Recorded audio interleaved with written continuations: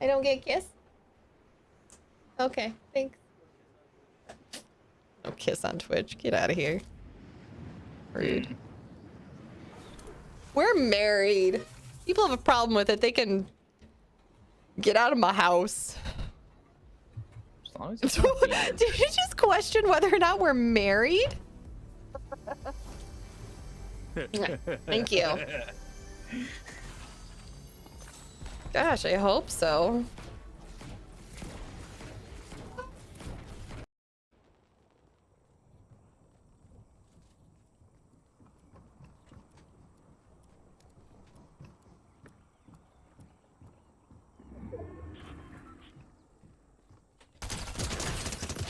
Oh, damn it. So close. That was a good one. Woo! Oh, I got one more in me after that, I think. Okay.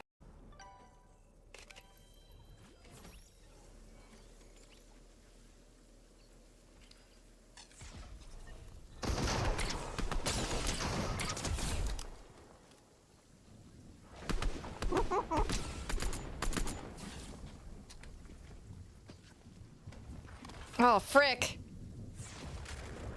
I thought it was short enough. I thought I could make it. Dang it. I don't want to alarm you. I have 65,000 points. Oh, Mecha just redeemed a Chewie impression, Jake. Me too. Can you give us a good Chewbacca? I can give you an impression of me chewing on this burrito. No, it's a Chewbacca I was impression. literally going to ask that. We don't want to hear your lip smacking chewing. I mean, Jen. Jen, you shush. Just gonna ready up. There it is. It was a baby Chewbacca.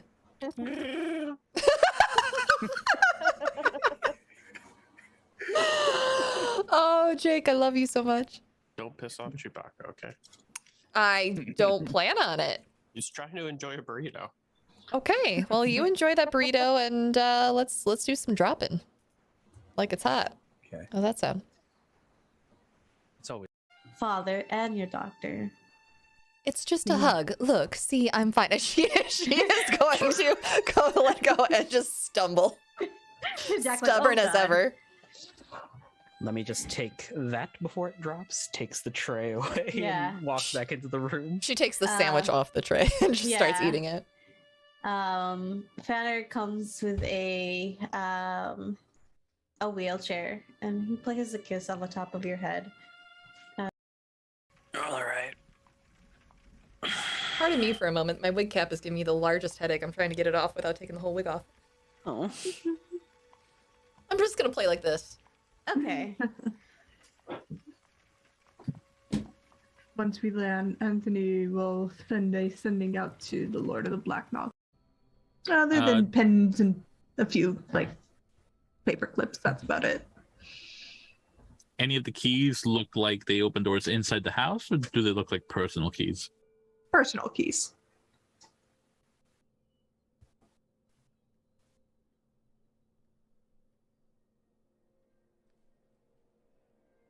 Okay, I will then. I will try to intimidate them into being quiet by punching a hole through a wall, or something sturdy enough to drive the point home. The walls around you are made of concrete, so if you punch a wall, it's going to be noticed.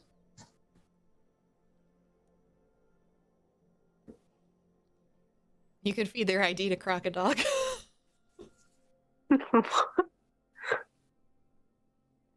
I'll feed something useless to Croc-a-Dog, and then just kind of jingle the keys and go, "We were never here." Elf, standing there with your net draped over their head.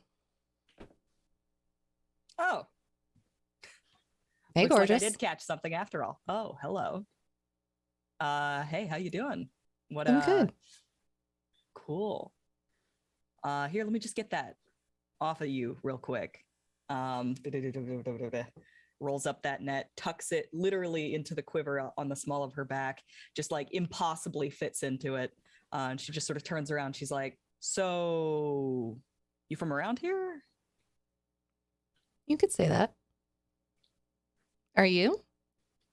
No, no, I'm from from a few fathoms down. I have to say. You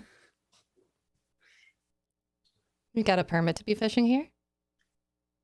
Probably not. I don't know. Hey guys. What? Hi, everybody. How's it going? What's up, everybody? Hey, thank you so much for stopping by, everybody, tonight. Tonight, we are going to be playing Humblewood. Valiant Tails is the name of the campaign. Humblewood is the supplement that we're using, so we can all be these adorable woodland creatures. Tonight is episode 3. RJ, what's our title for tonight? Today's episode is titled The Root of the Problem. And so, real quick, we're going to do a round of introductions for our cast and crew, and we'll get to a recap and get to it, I guess, because we left off on quite the cliffhanger last time, didn't we? Kay, let's kick off with you. Hi, I am Kay of the She and They Variety. Hey, you can find me at Critical K with 2 Ks on the Bird app. And tonight I will be playing Gru, he, him, our Red Panda Wild Magic Sorcerer. Excellent. Who uses, I said already, no, he, him, I said that. Oops, derp. Next. Bless Meg. Hi, I'm Meg. You can find me on Twitter at NarniaSPants, and I am she, they pronouns, and I am playing our, I guess, the himbo in charge. Grinna, who is our little barbarian, who uses any pronoun. So he, they, she, chaos gremlin, you name it. Awesome. Daddy, as established in our pre-show recording. Get out. Bye. That's it. We're done for tonight. Bye, show, We're done. Everybody. Goodbye. That's a wrap. And I am Sarah Roberts, she, her. I will be playing Barley, who is she, they. And just so RG doesn't have to do the recap, I just want to let you know that in my Rook and the Raven notebook, it says that, last time, the most important thing was fucking bugs. So that's where we left off and where we're picking up. Context. Are we copulating with the bugs, or No, get your mind out of the gutter, Did you Monster weirdo. Hearts, RJ.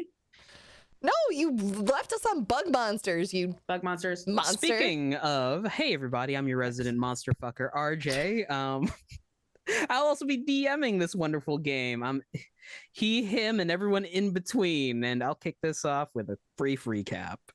Last time on Valiant Tails, the party managed to explore the town, tailing one Hilda, a guard who was putting up flyers with an inquest about the burnt citizen that they found in the town. Our party might have been responsible for that, maybe.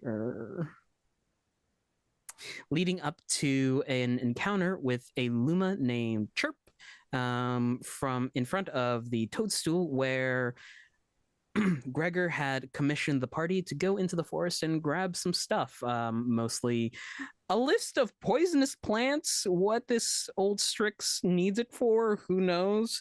But also sent into the forest to the manor of, Galatine, a recluse hermit who also would supply some ingredients for, the party said it last time, gunpowder. As the party made their way through the forest, they managed to pick up some of the plants needed on Gregor's list. Night fell, and as they approached the manor, a figure in the treetops appeared before them, chitinous skin, a wicked blade curved around one arm, staring down at them with these red predator eyes. And so we begin. In the darkness, as the snapping of the branches nets your attention up to this figure, it stares down at you, and around you the brush life comes to life. There is the sound of rattling wood, essentially, as these tiny little humanoid, for our reference, stick and bramble people slowly start clawing their way through the forest. And in your minds, you receive a message. It is alien. It is unnerving. It is just the singular word. Run! Okay. Bye. We're going to kick off today's session with a skill challenge. For those of you who don't know, skill challenges were first introduced in D&D 4E.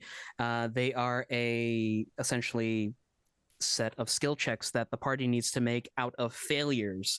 If they fail, something bad happens. If they succeed, something good happens. And the current objective is to get to the manor without dying. How skill check or these skill contests function is everyone roll initiative. I believe I have tokens for everyone now inside of the Roll20.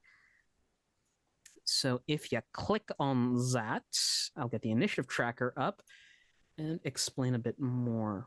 I forget how to do this. There we go. There's Barley, there is Grenna, there is Rue. Cool beans. Don't mind that. Skill. I these skill contests- can't select mine. I think we have to drag them on ourselves. Oh, okay, I'm bad. Yeah, do that. No, I moved the map like a dance. Leave Oh, me did you alone. put them on the map layer? I put them on. Oh no, maybe. Yes, That would I be did. it. I'm dumb. No, you're not. That's my friend you're talking about. Yeah. So when we get into initiative, each of you has the ability to choose a skill to affect how things are going to go. Describe to me the action you're going to take and the appropriate skill. We'll figure that out. You can use abilities from your class, such as, say, if you want to intimidate someone, as Grenna, you can use Rage and gain advantage on that skill check. Or say you want to do a deception check, you can cast Minor Illusion to help facilitate the deception check. The only caveat is you cannot use the same skill you used last turn or the skill that the person before you had used. So if Grenna wanted to make a perception check, but Rue had already done it, cannot. You have to choose a new skill. Do you allow us to use a spell to assist the party and give the next person advantage, but not count towards the success? Yes. Awesome, because I have a lot of zeros in my skill tree. So yeah, there will be an NPC to help facilitate this skill challenge. NPCs are able to give advantage to players when it's their turn in the turn order. Actually, let me get a random ass token for this. But yeah, Granna, Rue. Why can't I click on you? Uh-oh. No. Are you on the map layer? I cannot click on me also. There. Rue should be on the token layer now. I cannot move my. So if you click Tiny onto child. your journals and just drag it onto Okay, the, cool. you'll be able to do it. There you go. There we go. And then we will just. So give me your initiatives, and we'll do this. A 12 for Rue. Rue gets a 12. Mm-hmm. Excuse me. Mine's already in there for you. It's a 2. Thank My you. name's Barley, and I can't roll dookie for beans. Dookie for beans. Who has the higher initiative between you and Rue? Oh, I got Me? never mind. Meg, what did you get for Grenna? I got a 13. 13. Sweet, sweet, sweet. Sorry, Awesome. Roll20's bullied me too many times. I use real dice. No, that's fine. That is totally fine. Awesome. I don't I'm trust. last. I have issues. Exactly where I want to be. Oh no. So, Grenna, as this not quite request, but command to run is given to you, what are we doing as these stick people are coming out of the literal woodwork? Am I still? I mean, I would assume that I'm still holding Rue.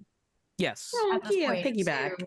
Oh, also remember, Rue, you are exhausted by one stage, so skill checks, or I think ability checks, are at disadvantage. Does that include initiative or no? Yes. Okay, let me. Let me just go check. Okay, this nope, out. never mind. I rolled an 18. That was still the lower one. Cool. Go ahead, Grenna. you're carrying Rue, I'd say your speed is halved currently.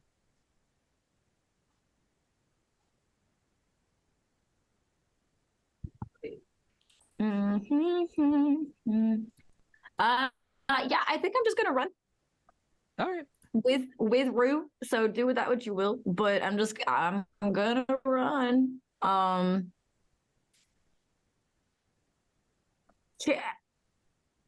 This is gonna be really, really silly. Can I do it with animal handling? I'm having to hold on to Rue while I do this. You're handling a baby animal. I'm Animal handling would be more the towards baby. like rearing and like kind of commanding beasts of I'm burden. holding Rue's rear. I think that counts. What skill is hold on to booty? I would say like an athletics check to keep them on your back while running. Okay. Yeah. I was like, animal handling seems apt for this, but I don't think it'll work. The naming is good. Nope. Putting a filter on. All right. Okay, so yeah, so you said athletics, right? Yeah. Okay. That got me a +1, so 17. Nice. That's a success. You managed to start hot-footing it across this towards the manor while holding onto Rue successfully. Rue, you're on the back. Yeah, I'm on the back, and I think this tired baby is just gonna make these like hissing noises at the shadow, and he's gonna try and intimidate them to stay away. Okay. Ability checks. So this counts at disadvantage, yeah. 7, 8, 9, 10, 11. 11 total? 11 total. That will not make it as you hiss at Just- these he's- plant things. He's too cute. He's just like he's Some of the closer creatures kind of tilt their head like with a sort of jerky puppet motion, and some of them start swiping out at Grenna as you pass by them. It is this figure in the tree's turn, and with the sound of insectoid wings fluttering, just jumps out from the tree, 3-point lands on the ground, and they're there for a moment before reappearing next to let's see here. Oh, that has to be just hell on the knees. Barley. Yeah. It's fine. It's all hydraulic. Oh, okay. Next to you, Barley, and kind of tap you on the shoulder to push you forward. They're going to help you with and give you advantage on your next check. Oh, hi. All right. It is you now. Let's see. What was the skill used before me? Intimidation. Intimidation. I would like to roll. Can I roll an investigation to look for the path that we need to take to get to the manor? Okay. Yeah. Do so Okay. advantage. I've got 2 things that I get a +6 in, and I don't think history is going to help me here. Oh well, you never know. I could think of some reasons. Let me lore dump. 19. 19 is a success. Through this essentially swath of wooden creatures, you can see that there is a game trail essentially leading up in towards the manor. It is 100 feet across. There's a tree line and then a break in the tree line, like an open field essentially, that you can make across. But you can pick your part, like the safest route through these creatures with that investigation check. Oh, go left. No, not right. Now left again. Keep going. Go straight, go straight, go straight. Honey, nothing here is straight.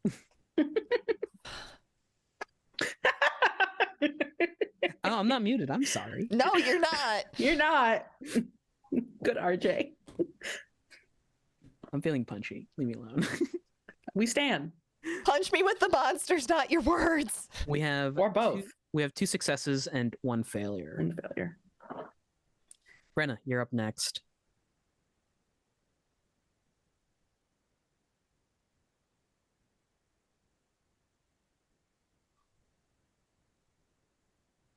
And we'll have Rue on deck, so consider what you might want to do next. I had an idea, and then you made a weird joke, and I was like, "What?" All thoughts went out the window. Well, this thought is right here. And That thought is not outside a window. You're cold, they're cold.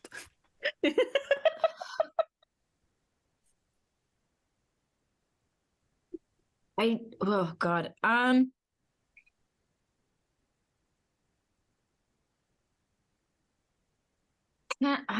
can't think of anything besides just like strong.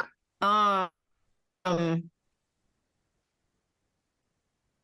mean, I didn't roll athletics, so you technically, I think you can roll You can do it athletics again. Yeah. Cannot do it Yeah. again Oh, you because can't of do it the again? skill they used beforehand. Oh, okay. Yeah. Hmm. How acrobatic are you? Not well, a little, but I still have you on my back, so I'm not really sure what kind of like Wonder Twins acrobatic thing we're gonna do. Roll and see. Oh, You'll wait, find out. survival. Roll a survival check. You're good at that, right? Yeah. No, but I'll do it. Oh, I thought you were. Weren't you No, I navigating think for Brenna us? was making nature checks. Oh, yeah, you could roll a nature check. I'm good at nature checks. That's why I was trying to figure out like what to do with that, but like specifically, I can't really think of anything. But I think survival is probably the best one. Okay. Just because trying to not die and drop my baby, so gonna do that in ways of various carrying forms of like What's the most both of us having optimal? to duck at the same time. Yeah, like and yeah. And with that, I got a 13. A 13 will do it. Oh, thank God. Okay. Bobbing and weaving using what your survival instincts to drive you through this group of with a 13, you know that these are twig blights. That's the word that comes to your head. Yeah. So as Grenna is bobbing and weaving with us, Rue is just gonna curl up into the tiniest little stealthiest ball, so he cannot be seen. This is not the floof you are looking for. All right. Oh, son of a biscuit basket disadvantage. That's a 10. 10 won't do. You try to curl up, but like these creatures' attentions are focused on the pack leader currently, which is Grenna, and by proxy, Rue on your back. They begin to kind of close up around you. That opening that Barley had pointed out earlier is slowly closing up.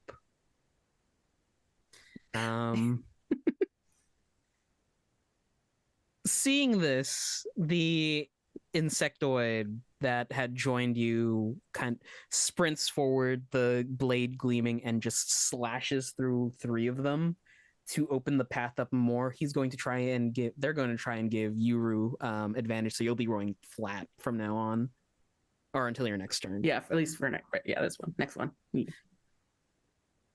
Let's go, Barley. Oh boy. I would actually like. Do I have that prepped? So it's the shrubs themselves that are closing in, correct? Not this bug person? Not this bug person. This bug person seems to be assisting you. Okay. I would like to cast a spell and give Grenna advantage on the next roll. I am going to try and widen it further. I want to hit the foliage with that seems to be attacking us with Tasha's caustic brew. Ooh, okay. So I will need Yay. a dex save. It's a. I'm just gonna say you do it. Okay. Because this is more or less just you're expending resources to make sure Grenna succeeds. 6 points damage, if anyone was wondering. Let's do a double check.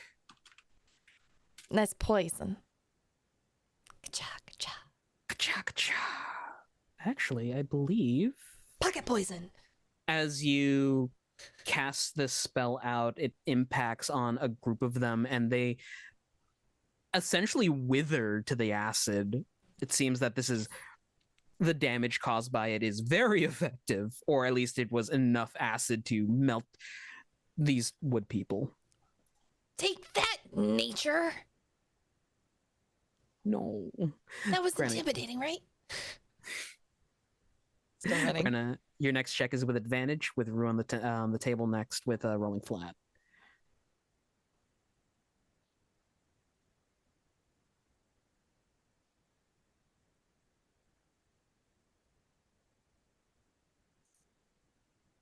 So I can't use stealth now, right? You cannot use. No, you can use stealth now. I can. Okay. Because Rue is after you, and it's been a full turn that passed. I think just because, like, I can. I'm gonna try and like use the shadows, and like sort of bob and weave in between all of those to kind of like hide myself and Rue a little bit better. While we're still running, but just kind of like can't see me, small. Essentially, also using the caustic I am a creature of the brew, night. Like the chaos that the caustic brew is causing to hide yourselves. yeah, basically. Roll it. So I got a dirty 20. That is a success. I imagine like the caustic brew just like flings over your heads, and you manage to like duck off into a side path. Yeah. It melts 3 or 4 of them, and that path is just widening up more. There's like some reservation from these twig blights after seeing some of their people go down. Like, oh shit, I think we're fucking with the wrong people here. For those listening at home, that's 4 successes, 1 fail, and 1 spell. 2 fails. Oh, 2 fails? Oh, you're at 2 fails. Yeah, Rue failed twice. I don't mean to put the pressure on you, Kay, but this is literally make or break. It's 3 and 5 that I'm looking for. You can cast a spell if you don't want to roll a. Can I? Roll Can a I thing. cast a spell? Again, it'll give the next person in order advantage, That's me. which will be Barley, who makes Which or will be breaks. Barley. Yeah, I think that Rue has seen enough of this, and he's gonna cast shield over himself and Grenna and the little people around, and just be like, protects. So I'll paint a picture. An acid spray goes out. The twig blight's like, oh, a shield goes up, and then their attention's like, oh, oh no. This is above their pay grade. You're like, oh shit, these aren't just people. Seeing this, the insectoid is going to turn over to you, Barley, kind of grab your hand and pull you forward to start running. They don't say anything. But this urge will give you advantage on your next check as well, but can't really do that. Yeah. So my next check, I would like to roll a nature check. Because I want to know what the heck these things are. Oh, Okay. or could I roll history for that? Which one would you prefer? I'll do either one. Either or. You're fine. I'll do history because I have the higher score. 23. That's our last success. That's a success. Okay. As Grenna had thought as well, you figure out that these are twig blights. Historically, twig blights are plant matter that has taken a life of its own through some sort of magical means. It could be like a deposit of some sort of magical ore in the ground that's given life to these plants and sentience. It could be like some sort of wizard's experiment gone awry. Evil druids can't really tell at this point, but these things are bad news. And you know that as a fact. Do I know if they have speech or not? They understand common, but they cannot speak it. With that knowledge, Barley will just yell out, "If you don't leave us alone, I know Firebolt, and so does my friend, and we'll use it." He's killed a man. There's a moment where you say the word fire, and a clump of them just like look at each other like, Yeah. Rue just raises his hand, and all like little paw tips have like a little flame on them. with some of the more aggressive of these twig blights, you see this insectoid run up to them and slash, cut them apart, just opening up that hole to run towards the manor even bigger. You all start running out into this open field, and as you breach the tree line, there are a few of the twig blights that kind of just stop in their place, and they're just staring out at you.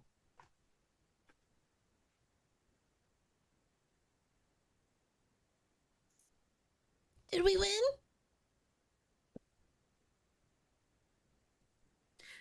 You hear a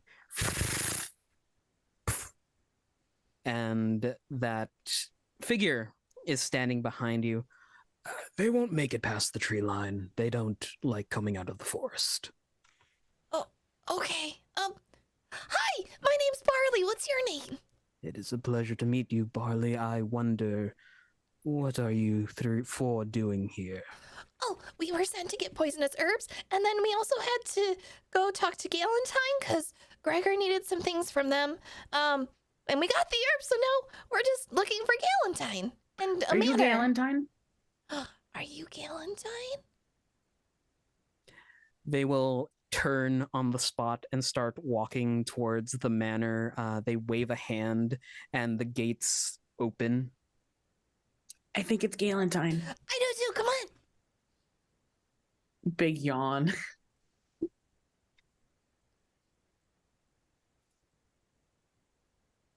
You say Gregor sent you Uh-huh. at the front of the house. Did I describe? I'll just re-describe it. It is indeed a manor, old Victorian. With a closer inspection, it is lit. In the insides, there is some sort of light source, but on the outside, weathered ivy and vines kind of wrap around some of the stonework. It's crumbling in places. It looks like it's been in disrepair. Oh, your house looks really neat.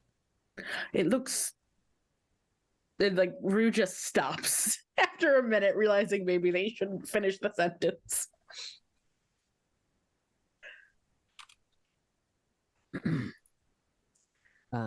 Silently, they continue walking up into the doorway. They open it, and inside this light, you notice that on one arm is the wicked curved blade that I mentioned. On the other arm is covered with a cape, essentially.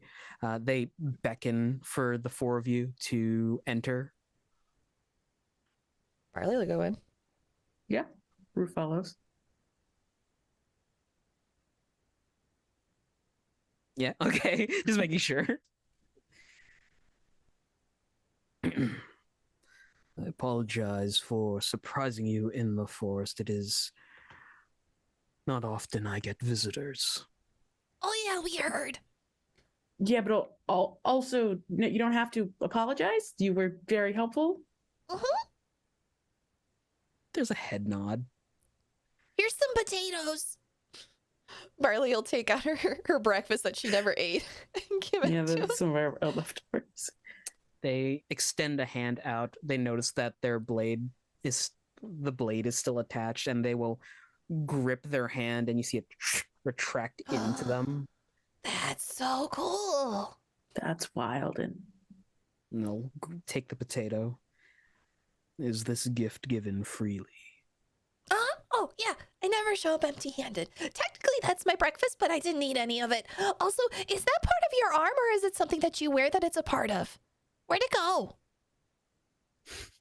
They will turn on the spot, away, not looking at you. They'll tilt their head back, and just potatoes gone. I wish I could eat them like that. If you are friends of Gregor, as you say, Galantine, as you've surmised, turns back. Please make yourselves at home. Okay. is there like a couch or like a bed or anything in the near vicinity that we can see? Well, you enter through the front doors into this foyer. The inside, just like the outside, has definitely seen better days. There is that musty smell of just antiques, and You know when you enter an old person home, like the Mm. plastics covering the furniture, that also Mhm. gives off that kind of scent. Mhm. There are several like busts and statues that you can tell are busts and statues in the form of dusty cloths. There are grand marble pillars that line up into this staircase that wraps to two sides, a west wing and an east wing. A brass chandelier hangs from the roof here, and it is lit by these blue glowing candles. Your alchemist brain, Barley, can figure these are like ever burning torches, essentially. Hmm. Do you need rooms for the night? Oh, we can stay? Then yes, please. Please, I'm really tired. I would not want friends of Gregor wandering the forest at night. Also, we can like help if you want with things. And Rue just like reaches out a little pawed hand, and all of the dust around one of the little statues just poofs away, and it's clean. Where did you put my statue? Where did my dust go? I've been collecting that dust for years. That dust is older than you, child. It probably is with the layers here. That was my spell component. They will turn on the spot and beckon for the four of you to follow them. You can see that in this grand like atrium style entryway, there are doors off to the left and to the right. One of them is like cracked open enough that you can see it's a dining area of sorts. You can see that there's a long table with chairs that are flipped upside down onto it. Barley, was that a yes or a no for like helpful cleaning? I don't know. Ask Grenna. Grenna, do you think that was a yes or a no for helpful cleaning?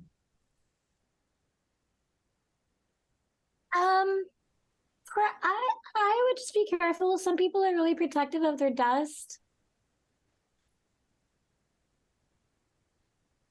Maybe. Okay. And so, like, instead of as fervently as before, just like every now and then, if something looks really gross, Rue is just going to prestidigitation it and clean it up. Okay. And just beep, beep, beep, beep, beep. Galantine leads you to the west wing of the house, and there is essentially 4 bedrooms that have that are there. The doors kind of creak open very, very loudly. Prestidigitation, lubrication. Just clean that up. That goes away after an hour. Don't worry, I always carry oil with me. But just like the state of the manor and the house itself, these bedrooms have been covered in like that sort of protective materials to keep dust out. There are beds with the 4-poster beds with the drapery that hangs to the side, and Galantine will just motion over his shoulder to the rooms. Thank you. Yeah, thanks. So does anyone who comes to visit you get attacked by twigs?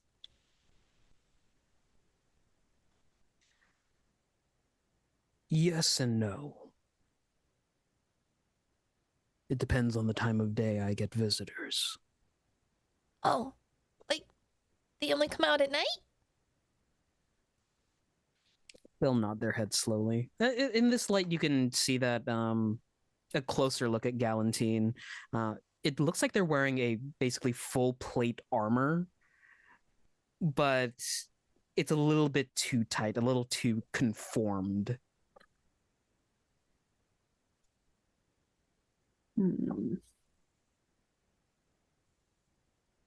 What time of day is it?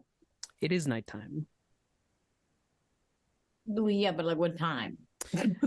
Oh, I would say like 8, 9-ish at this point. Okay. You've been traveling for some time. You rested in the forest for a while, collecting stuff. If you wish, we will have a nightcap in a few minutes. Oh, okay. Sure. The facilities here are for you to use. You are free to do whatever you wish. Do you have a lab? I do. Can I use it?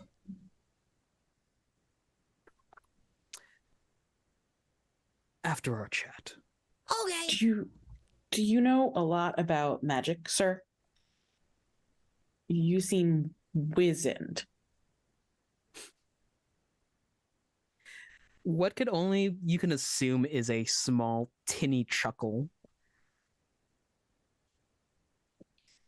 Wizened is not the right word, I'd say. I am a botanist by trade. I dabble in the arcane. I love botany. You can make so many cool things from like just stuff. It's great. From stuff. And the more natural it is, the more people seem to like it, unless it sets them on fire, in which case they don't like it.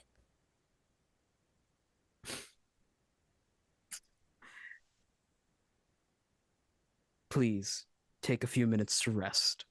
I'll be back shortly. And he proceeds to leave. So I know there's 4 rooms, but this is a new place with a friend of a kind of friend. Do you want a cuddle pile? Yeah. Okay. I'm really good at cuddle piles. Okay. And Rue just like cleans their little pawsies off on a cloth and gets into the bed. One big bed. Can I take some oil out of my kit and just oil the door hinges? Just have a can of WD-40 ready to go. Just WD. I'm Wait, an artificer. I can make weird shit. Barley, Yeah. Barley, maybe we should wait until after we do the nap, so that way if someone comes in while we're napping, we know. Why would anyone come in while we're napping? What if they want to nap too? I mean, Bad people sometimes do that. technically, we're not the most. Well, I mean, technically, we are like the most desired people at the moment. We still don't really know if Galatine,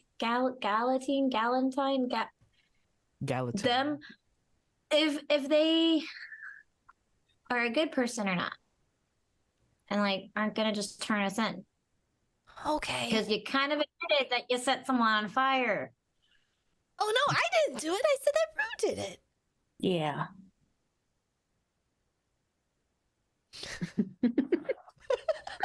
Yeah, so Exactly maybe my point. we should let the door squeak a little longer. Okay. Yeah. In addition to this room, there is essentially a marble wash basin pushed against a corner next to this very, very big window.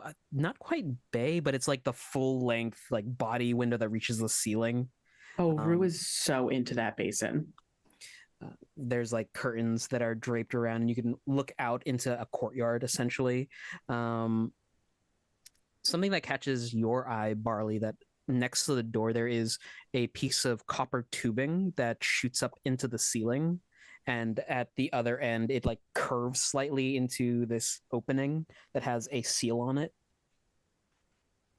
I want to go poke at that and investigate it. Go for it. Natural 20 for a 26. You take a look at it and press on the top flap, and it kind of opens slightly. You can kind of hear something that's happening, like the sound of plates moving, essentially. You can assume that this is like essentially a what's it? Like a call. Like you could talk into it and someone can hear you on the other end. Oh, this is cool. I used to make a smaller version of this with 2 cans and a string. Wow. I think this one goes further. That's pretty cool. And Rue is just monopolizing that water basin, absolutely cleaning their entire little self. just scrubbing. If there's like oils and tinctures and stuff that are freshly made by the botanist with like local like lavender things like that, he is There's happiest. no soaps here. They weren't expecting company. Me. But Rue is the happiest you have seen his little self. Just getting nice and clean with the water basin. Does Grenna take some cotton candy over to the basin, wash the cotton candy, and is surprised that it's gone? Did she get cotton candy? Oh. It was just a joke. I went to the kitchen. Yeah. After carrying you and running all over the place, I'm hungry. So if you wish, this is a very safe place to short rest. I would like a short rest, please. Does a short rest does not do with my shenanigans, right? I need a long you rest. need to take a long rest, or someone needs to cast Lesser Restoration on you. Yeah. Do I have that? I don't have that. Not yet. Yeah, no, none of us have it. So yeah, he'll take his short rest, but But if you Doesn't fall out of actually- bed, I can cast Featherfall on you. it doesn't actually do anything for him. He still just looks tired. He didn't nap well. Poor Booger. Puppy. Poor Booger had a bad nap. No REM sleep. His little soft paws are tired. His little soft Um, paws. This entire time, Harley just has their arms crossed over their chest, kind of keeping an eye out for chicanery that might happen in this room. What? Tomfoolery? I don't believe it. Not Never. us. Uh-uh. Mm-mm. And I just like our tails are like flooping like in the same direction back and forth.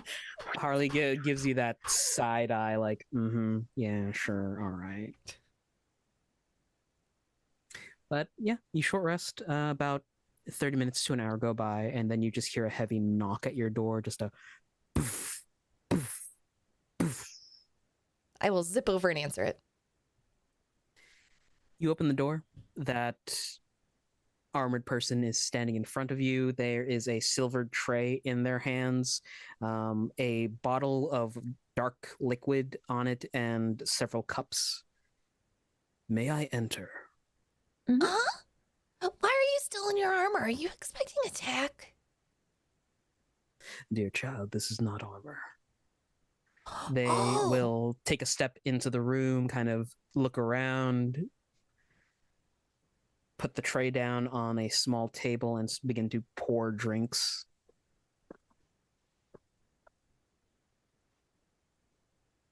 Now, I assume Gregor has sent you here for a reason. Yes. And let me check my notes, because I definitely remember. We need to buy things. Like powders and stuff. I think Pepper Paul.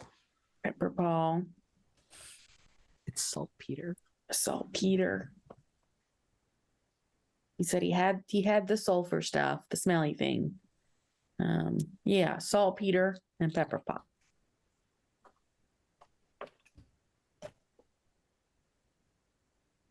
Yeah, those things. I am afraid to tell you that my production of saltpeter has been halted slightly. Oh. There's a issue in the garden. What's wrong? Is it the shrubs? Can we help? Yeah. Well, Small bit of taken aback by the gung-hoedness at y'all helping. If you wish, you can help me, and I'll be able to produce the saltpeter again. Hands out cups to everyone. oh, of this. can I help you in your lab? I haven't made saltpeter before on my own, so I'd like to learn. Please? I can show you the process. Yes. What is this, sir? And thank you for it, but I should know what it is before I drink it. Brandy, distilled by myself. Oh, I've never had brandy before. Oh no. If you've never had brandy before, I can supplement it with something and water it down. I believe I still have some strawberry cordial downstairs. And then they will like stand slightly, and you just hear a crack as they stretch. Should I do that? Are you supposed to pop like that? That sounded painful. I'm getting on in years. Oh. Oh.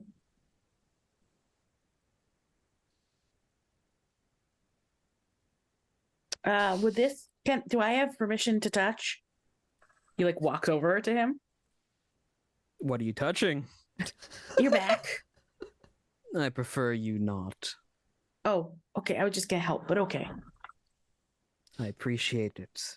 Thank you. And like you just see like this paw like an inch away. He wasn't expecting the no, but he was okay.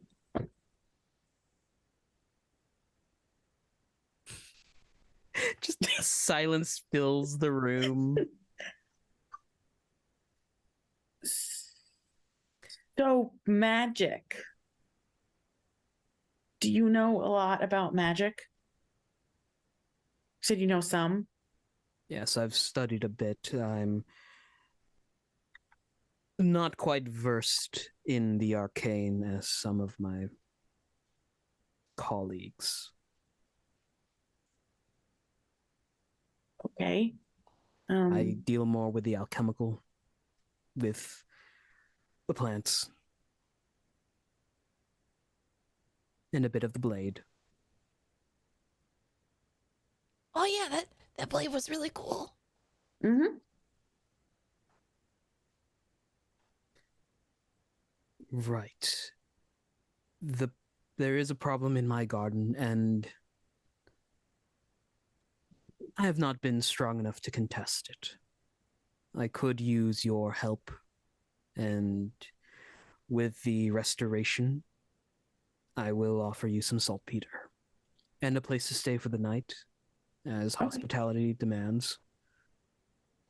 Okay. Can I roll another insight check? Because there's a lot of Fae-like talk from this person. Roll. They're not lying about anything. 19. What's a Fae? Insight check. They're being very truthful to you. They're Okay. doing their best to be hospitable. They are. What's the word? Awkward. They're a little awkward, yes. Like they haven't. Oh, so they're just like barley. Okay. They haven't. Their own seems form like of neurotypical. it seems like their hermitry here at the manor has caused their social skills to wane quite a bit. But I don't know, Barley. What do you know about Faye? Can I roll a history check? Sure. I didn't exactly write a backstory, so let's find out. It's an 11. You've heard tell of creatures in the forest that seclude themselves, sometimes in search of greater knowledge. They are powerful entities. They, when sought out, might be able to grant you wishes at a cost. You've heard of Fae? You're unsure if this person is a Fae or not, but they are exhibiting Fae-like tendencies.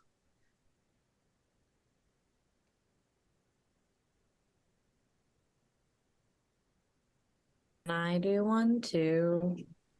For sure, I want a lore dump here. This is fun. I want to roll, but I don't think Rue knows enough for him to sensically roll. I got a 22. What are you rolling? Smart, barbarian. Smart, barbarian. No, what was the skill? Sorry, Meg. It was a history. A history check I have a +3. with a 20. Wait, so you nat 20'd? No, I got the 19. Oh, so you got a 22. Okay. Yeah, I got 22. Something about how the armor looks on this person, the name Galantine kind of pops out into your mind as you remember reading about them in your studies, or at least the name Galantine.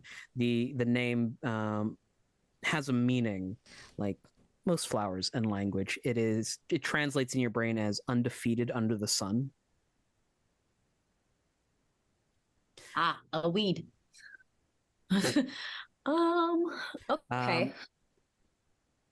I don't think you would know about anybody with that name becoming a hermit, but there has been tell in history books about certain warriors who take up the quote unquote mantle of undefeated under the sun.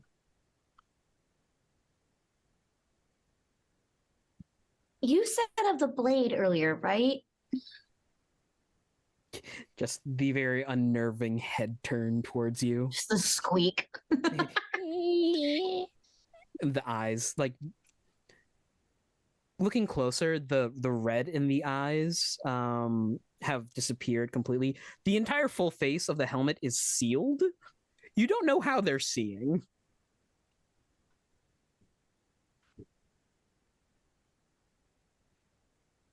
So yeah, right? Like you fought before? What did you blade with? With my skates. In my youth, I did a bit of knight errantry, wandering for adventure. I settled down here. I wouldn't say it was quite prestigious, but the school I had attended taught me how to fight. Oh, neat. What school? It's long gone now. My DM doesn't want to have to make a name. Okay. No, it's right here, part of the backstory. An unknown, undisclosed school that has been forever lost to the annals of time. Oh, okay. So you weren't kidding when you said you were getting on in years. I just thought that was an expression. Well, why'd you stop? I took up other interests. Botany? Botany. Flowers are pretty. Uh-huh. I could use a blade too. You want to see? There's the sound of armor kind of like moving into a sort of crossed over the chest, mimicking Harley's Watch this. look. It's really cool. And Barley's going to just take out her dagger and just gently toss it onto a pillow across the room. And then as soon as it hits the pillow, it ends up back in her hand. See? I made it do that. All by myself. Well, not by myself. I found a manual that told me how to do it. And then when I learned to do it, I practiced a few times. And then eventually I got it right. There is a quick movement where they are stooped forward, looking at the dagger. Their head and body kind of twists in that sort of unnatural way. Here. And observes it. They'll take it with their uncaped hand and look it over. It's called an infusion. Try it. They'll throw it across the room. Zoop. You have some talent, I see, and they'll hand it back to you. Oh, are we showing off stuff? Do you have a knife too? Ruby? No, but I do have a rapier that I'm pretty good with. And Rudu's gonna pull out a rapier. How do you know you're in the nerd house? Everyone starts pulling out daggers and swords. Swords. Yeah. Right. He pulls out a rapier and just starts, doing some flourishes and movements. I'd be happy to do a little. Oh, you're gonna have to be rolling this at advantage, buddy.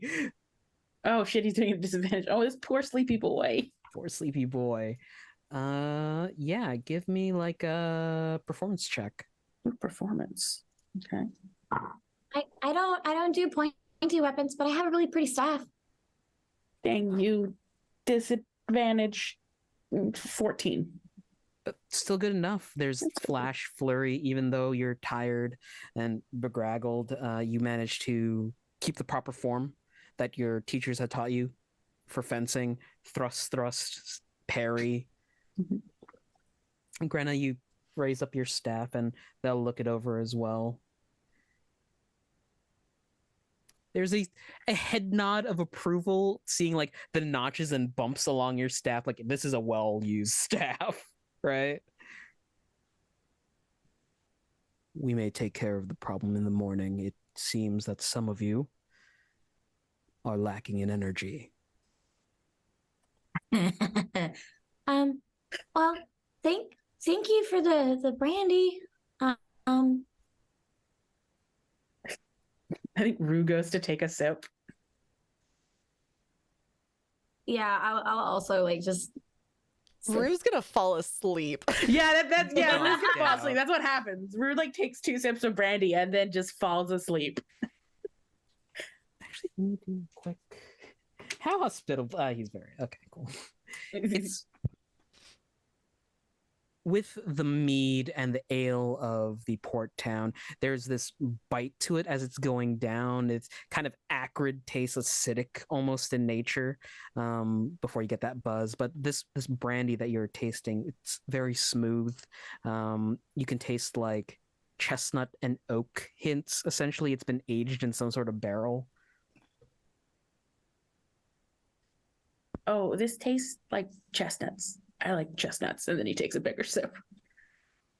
Can you make me a con save? This child is going to sleep. A disadvantage. That's It's ability checks, not saves, so you're still good. Oh, okay. Oh, Please be careful. 18. Yeah. It's not enough to knock you on your ass, but you do take like that step back of, oh shit, I should probably like breathe air before chugging. Wow. And he just like lays a little sippy burrito on the bed. Right. There is a mixed range of emotion in this body language of Galantine. Like, oh shit, did I adopt a bunch of kids? Fuck. How old are you all? 12. Oh no.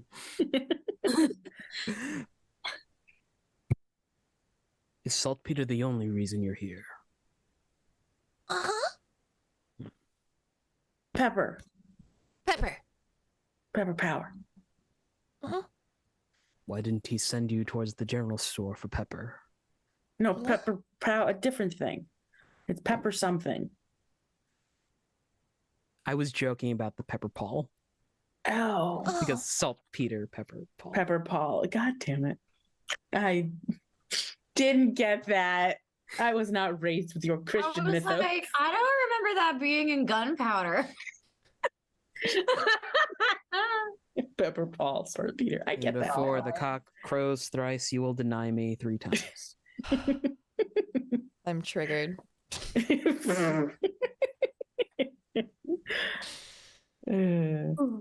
yeah. is a quote I will say after stream. But yeah, just the saltpeter, but also we're all traveling. And like the point is to travel and learn. And it sounds like my kind of learning maybe isn't for you, but you've got Barley's kind of learning. Yeah. And also to make friends. I made a friend already.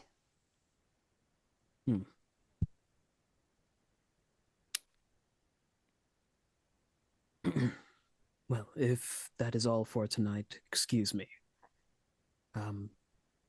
Miss Barley, if you will follow me. Okay. They begin to walk out the room. The door kind of just closes quietly.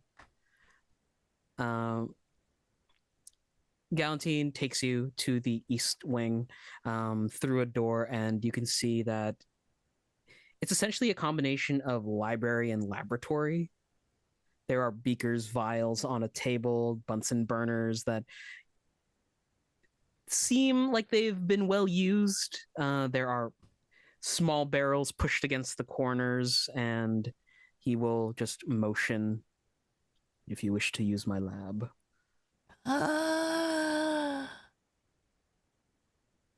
It's so nice. I promise I won't blow it up.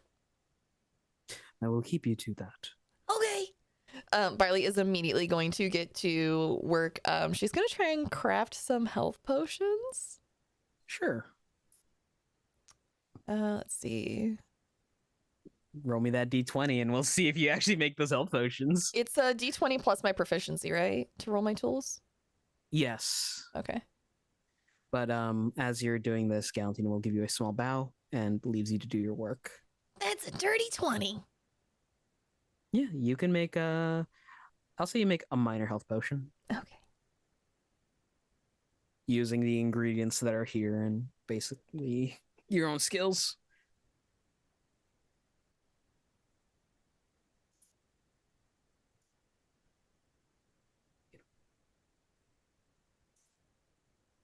She'll come back to the room later and Greta, look!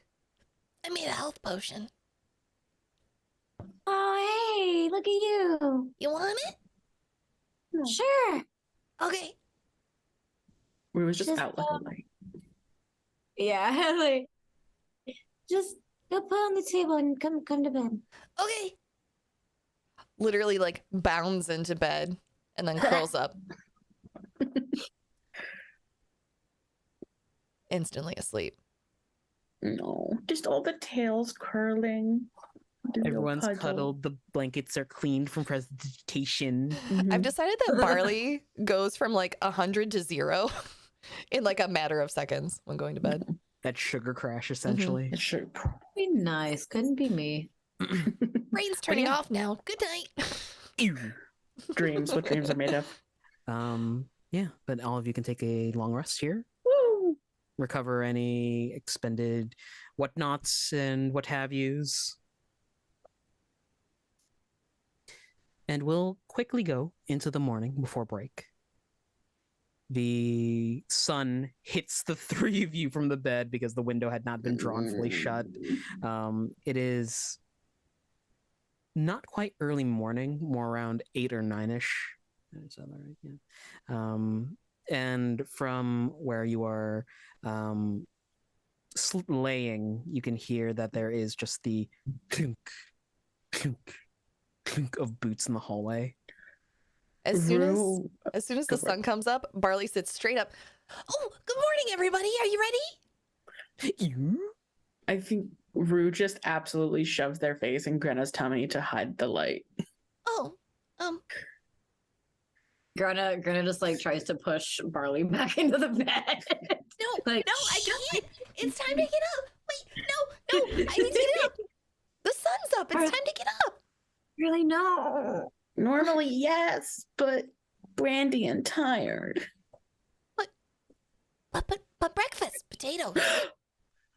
Potatoes, and just like I think Greta gets like half like moved a little as like Rue just like shoots their head up.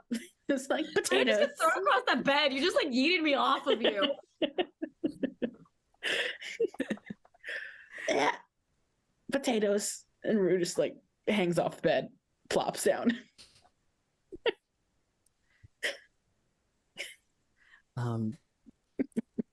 There is indeed the faint smell of cooking food that is wafting through the manor as you open the door.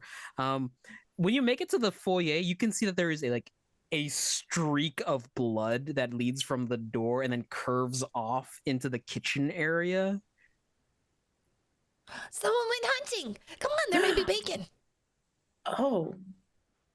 Grandma, is that a thing? I know people went hunting back home, but I don't remember this. They can. And I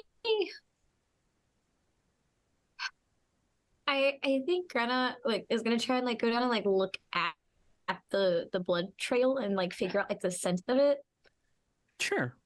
So a nature It'd be more investigation or perception. investigation. Okay, that works. For a 16. Yeah. Taking a knee right by where there's what looks like a big splash, like something had been set down there. You can kind of feel the consistency and smell. Yeah, it's blood. You look over into the blood pool, and there are these tufts of hair. or fur, essentially. In your mind, you're thinking and running through the situation. It could be either humble folk or a very large boar. If someone left a mess like this back home, they'd be in a lot of trouble. What is that, Grant? You're right.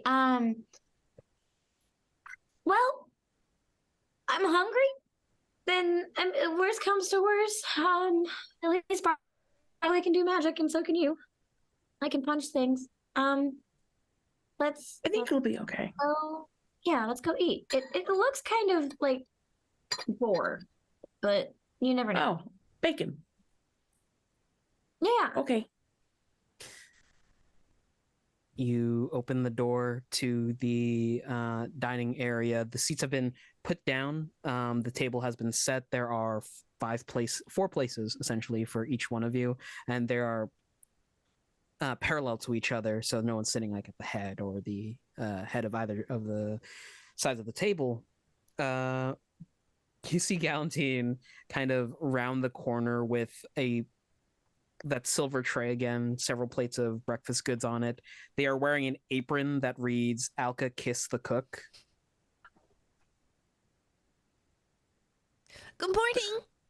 Morning. Good morning. It seems that you 3 have rested. Mhm. Please eat, and they will begin to put the plates out. A thing that you all notice is he does everything one-handed. So sets the tray down and then begins to put plate after plate after plate. There's, yes, Grenna, the bacon strips from a wild boar. There are some quail eggs, essentially small, tiny. They've been poached, so you can just peel. A load of breakfast potatoes, because that's what they heard.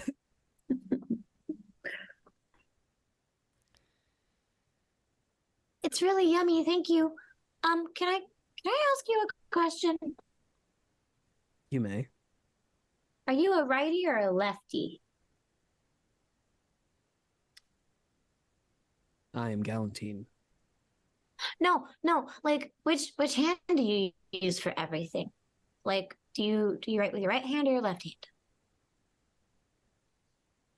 Because I'm ambidextrous, and like I think it's really cool. And sometimes they say like different things for people who are left-handed or left pod, and then the right-handed people. So which are you? I am ambidextrous as well. Oh, I thought you were which hand were they using? The cape is on the right arm, so he's using his left hand. I thought you were a lefty. Did you know that lefties are actually a lot more creative? I've been told this, yes. Also, was the blood trail an aesthetic design choice, or do you want me to clean that up? There's a moment of, oh, right, the blood. Please continue to eat. I shall clean it. No, did you know I could do it? I could do it just like this. Sit. You just, yeah. Can I Almost like authoritative father, like, sit. They'll begin to walk into the hallway. I'd Sorry, like to Barda. try and make a perception check to see if this NPC has their other arm. Sure. That's a natural 1. Never mind. Bacon and eggs, baby. Bacon and eggs. Potatoes. And also, there is a small jug that's been placed on the table. You can assume this is the strawberry cordial that he had mentioned the other night. It's a very sweet. It's a very sweet drink. It's essentially a syrup that's been watered down. Rue absolutely goes to town on that. He loves it. A few minutes later, Galantine comes back. There is a mop propped up against their shoulder. You can see that the mop end is stained red. Mop end is not stained red anymore. That could have been alchemical components. Oh, rip. Rue's just trying to help. If a suit of armor could look sad. Where he just smiles to himself and eats another potato, thinking he has done good. They will put the mop down and pull the head seat out from its place at the table and sit down and just stare forward. You don't know where they're looking, but they are looking at your group. Right, the details of the request. And that's where we're going on break. Ooh, spicy. All right, everybody. We will be back in 5 to 10 minutes. Don't go nowhere unless it's to grab a drink, grab a friend, or check out some of the sponsors that we have listed in the About Me section because they help us keep the lights on. Rook and the Raven. Rook and the Raven and Weirdworks, thank you so much for being our friends. And thank you, everybody in chat, for just being here and hanging out with us. And also, Elliot Gaming and Screaming, thank you for donating $5 to the Trevor Project. That's awesome. We'll see you all in a bit. Bye-bye. Sasha, you gotta stop being uptight and just do what you think is good. I don't know what's good. What is screaming inside your chest right now? What is Terror the desire? and anxiety. What? No, not the anxiety. Behind the anxiety. A deep and ever-present need to make everyone like me. That's still the anxiety. Go beyond that. Oh, okay. So to be the best Mac driver I can. Boom. You want to do that? You go do that. You might have to fight Delilah for that because Delilah's trying to be the fastest. I don't have to go fast. I just want to be really good. An all-rounder. That's what you want to be. Time when you were influenced to act against what you would have normally done, but you know, we got through it. We'll get through this too. We died. Again. You got better. Other than pens and a few, like, paper clips, that's about it. Any of the keys look like they open doors inside the house, or do they look like personal keys? Personal keys.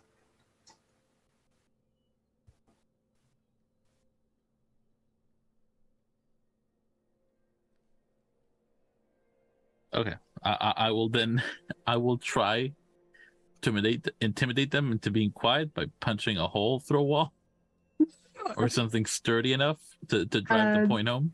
The walls around you are made of concrete, so if you punch a wall, it's going to be noticed.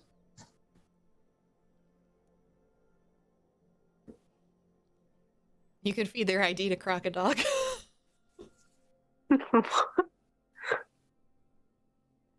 I'll feed something useless to Crocodile and then just kind of jingle the keys and go, we were never here. Lovely people. And who are these lovely people, you may ask? Well, why don't we start off with RJ? Tell us who you are and who you're playing today. Hey everybody, I'm RJ and I bit the inside of my mouth dabbing. Today I'll be playing Rollin Granbrook, a source. Fits and everything are right. I could angle it. No. It's fine. Just throw where you want to throw. I'm curious. Yeah. Okay, cool. Oh boy. 35 points of fire damage, you said? Yeah, you gotta make a dex save or take half. All right, cool. Steven, are you trying to die again? Rodger was on the machine, wasn't he? Yeah, he was. Yeah. No, the dragon saves both of those checks. The ice methods fails both of those checks. Okay. So it's 35 fire and then anything else? 25 thunder if you don't make a con save. Cool. He's down, isn't he? No, he's dead. He's gone, man. What the fuck? I knew it. Oh, what a great time. There was a frog there. How many times have I killed you? Tried to unionize them, but they didn't like us. That is fair. Though, this could be a good opportunity for you if you are not averse to Durgar blood. Averse to it. It is like a delicacy to me. I'll tell you what. I will give you my gem if you bring me their captain alive. Should have just killed the witch.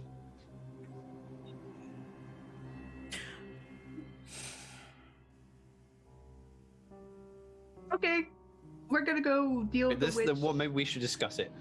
Yeah. Discuss all our options. It's too late to leave this dungeon. You know, I could have been a musician. What?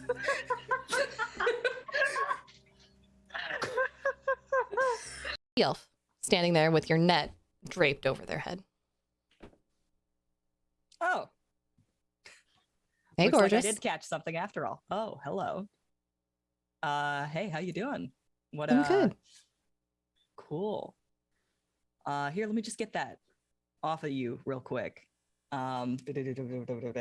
Rolls up that net, tucks it literally into the quiver on the small of her back, just like impossibly fits into it. And she just sort of turns around. She's like, "So, you from around here?" You could say that. Are you? No, no, I'm from from a few fathoms down, I have to say. You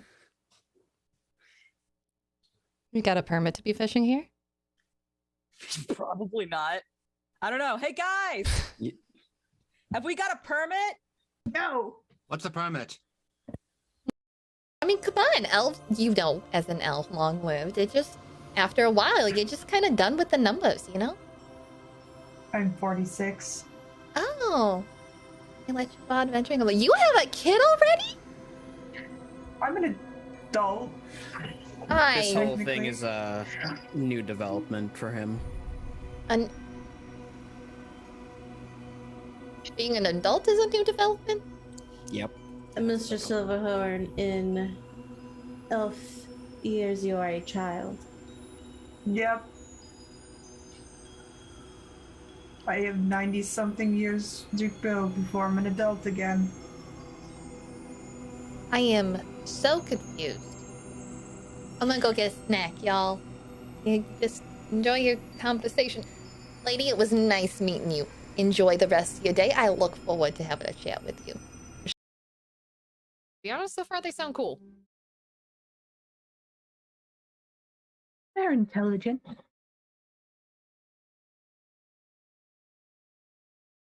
Right? So when you get to the tavern, you can go to your respective rooms. Anthony, you find Rollin singing out of the window. He just looks to Rylan and says, I think I accidentally put a hit out on somebody. Ow. Told Lucy of somebody Ah. in my past. Yeah, there's your problem. You told Lucy. Yeah. It was well-meaning. It was a good intention, I think. But never mind that. I need your opinion as I'm gonna make these for you. Oh, I'm full of opinions. Yes, I know. What Airplane spells- food. What's the deal with that? I don't want to alarm you. I have 65,000 points. Oh, Mecca just redeemed a Chewie impression, Jake. Me too. Can you give us a good Chewbacca? I can give you an impression of me chewing on this burrito. No, it's a Chewbacca I was impression. literally going to ask that. We don't want to hear your lip smacking chewing. I mean, Jen. Jen, you shush. Just gonna ready up. There it is. It was a baby Chewbacca.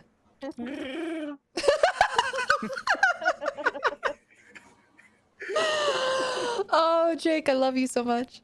Don't piss off Chewbacca, okay? I don't plan on it. Just trying to enjoy a burrito. Okay, well, you enjoy that burrito, and let's do some dropping. Like it's hot. Okay. How's that sound? It's always. No, I mean, you gotta buy it and lick it and put it in the fridge and then forget about it and then throw it away. Oh, you bring it, you lick it when you get it home? Yeah, I'm not exhibitionist. I'm not licking it in public. You come and say hi, everybody? hello. Hi. I don't get a kiss? Okay, thanks. No kiss on Twitch. Get out of here. Rude. We're married. people have a problem with it, they can get out of my house. As long as it's not weird. Did you just question whether or not we're married? Thank you. Gosh, I hope so. Think. Okay, that crab gets to make an attack. Ellis, does a 4 hit you? No, absolutely not. What do you know? Does a 5 hit you? Jeez, Pete. Yeah, surprisingly. I have negative AC. It's weird. My armor class is 14, but there's a hole around 5. You know.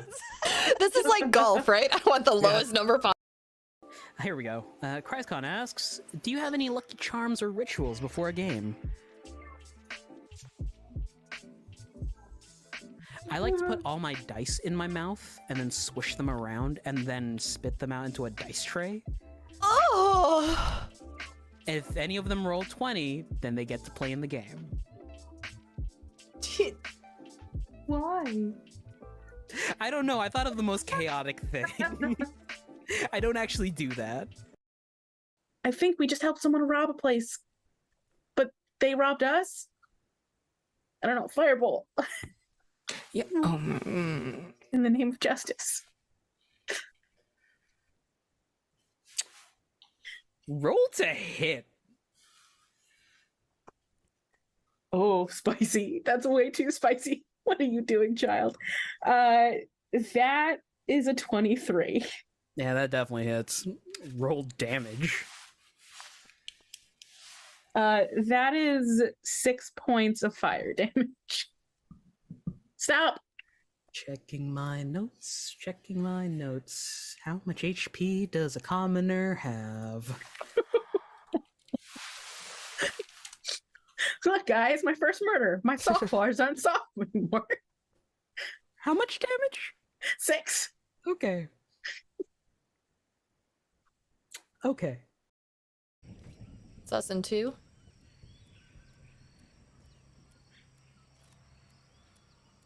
Got someone on here. Coming.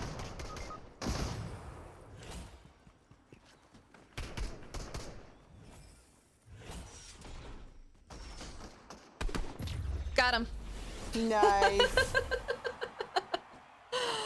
Woo. Not. All right. Pardon me for a moment. My wig cap is giving me the largest headache. I'm trying to get it off without taking the whole wig off. Oh. I'm just gonna play like this. Okay. Once we land, Anthony will send a sending out to the Lord of the Black Mouth.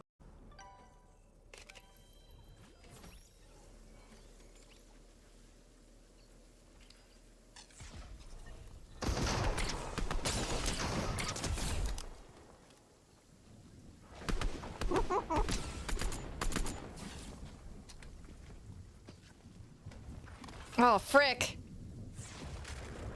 I thought it was short enough. I thought I could make it. Dang it. Sorry, I ruined it. Just like everything else. You haven't ruined me yet. Wait a second.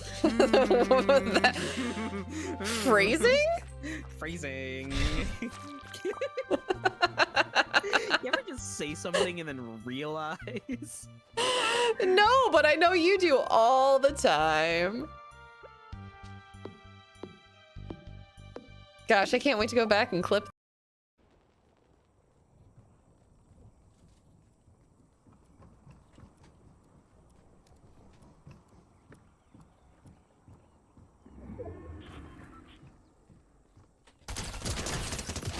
Oh, damn it.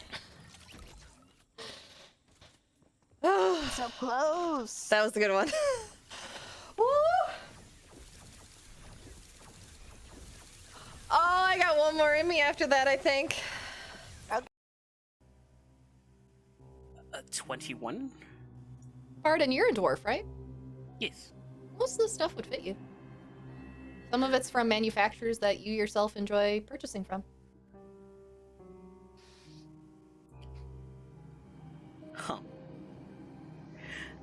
This is the Durgar stuff, probably. So I don't feel good about taking it while they're still alive. So let's take care of them first, and then let's go. I do. I mean, I do appreciate how you.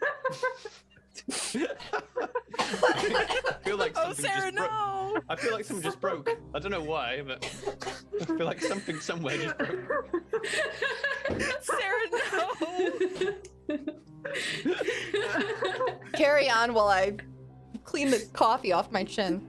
I do appreciate how you know you don't want to steal from them while they're alive.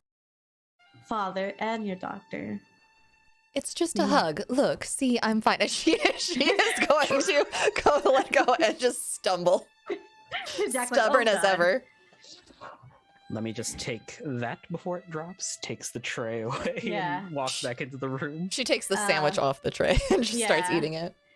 Fanner comes with a wheelchair and he places a kiss on the top of your head.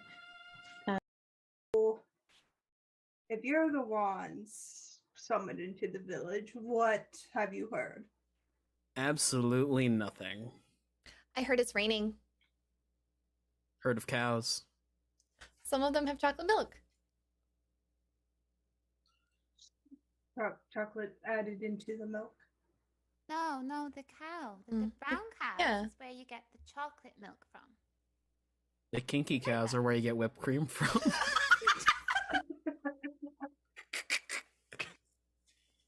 Terrence just kind of holds his tray to his chest as he processes all of this in front of him, and then's like, okay.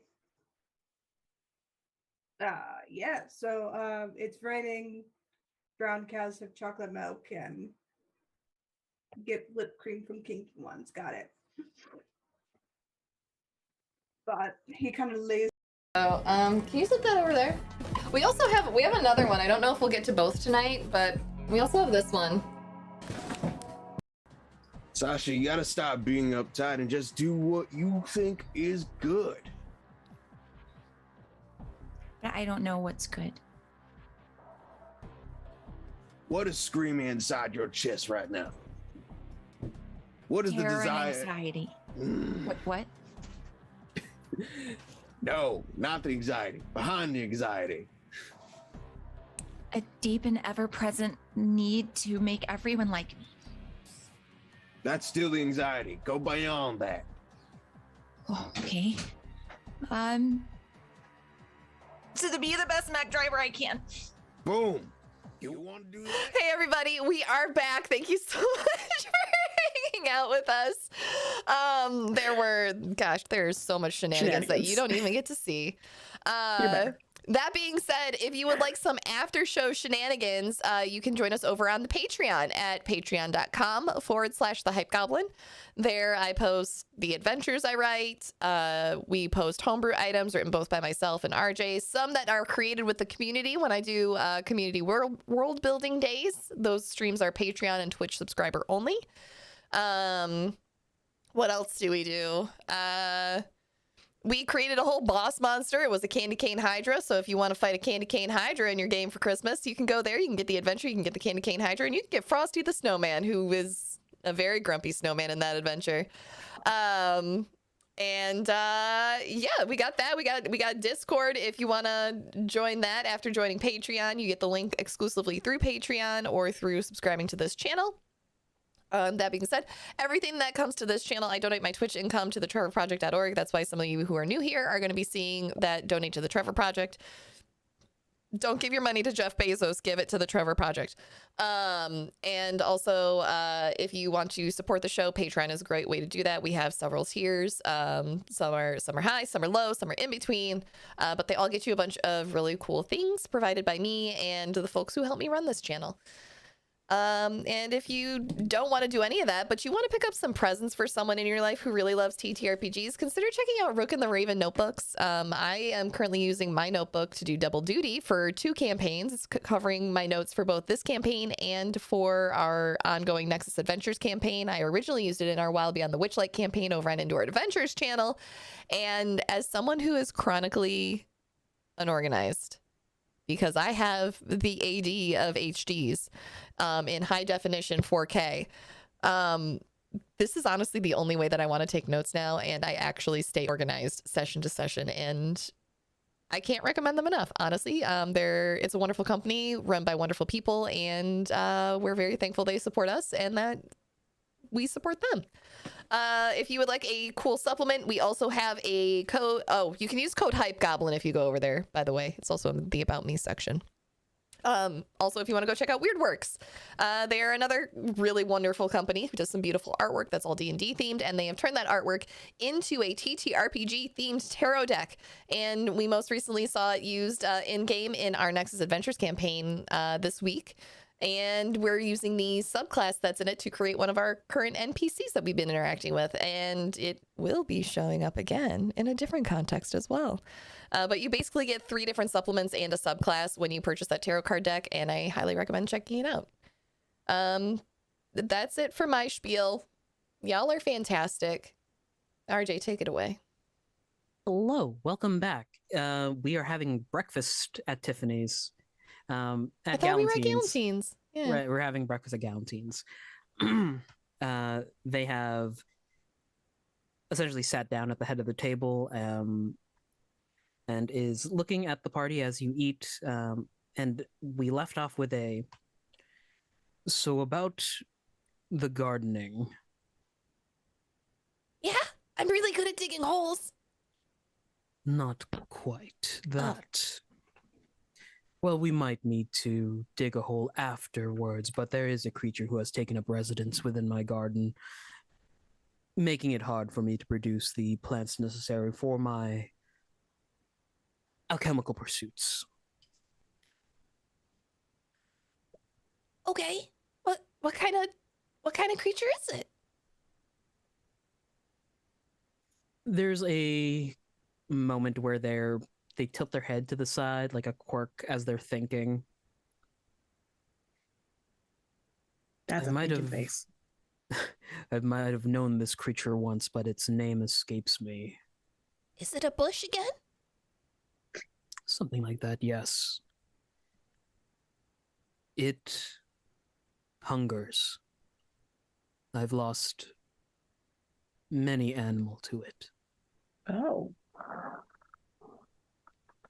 I mean, I know, like, I don't know. Do I know? Okay. I don't think I've ever heard of a bush being man-eating or critter-eating. Neither have I, but a few tried to fight us last night.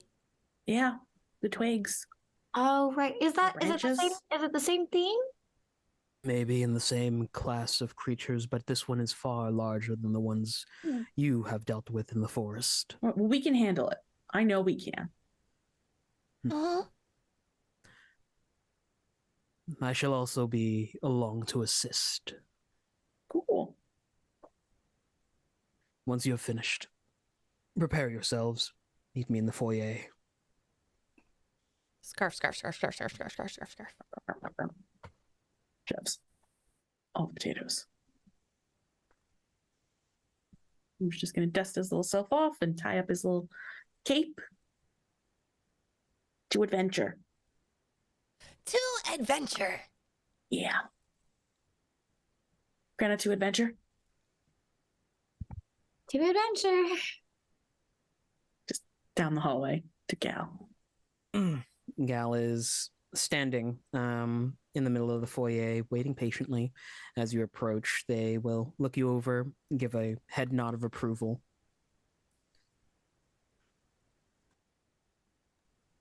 Do be careful. I believe Gregor will be quite cross with me if any of his friends are hurt under my care.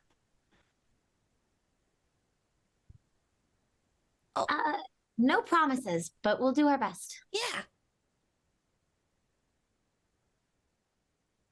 They lead you towards the staircase again, but they shoot off to the side. There is essentially like these little alcoves on either side of the staircase. Behind one of the alcoves, there is a door, and they reach out, open it with a creak, and it leads you into this courtyard area, which I shall bring you over to. Little snake's Galantine, don't hit it. Oh, it's the baby. Oh. Oh. Okay. Double trouble? Yeah, just delete that. Oh no, I can't grab me.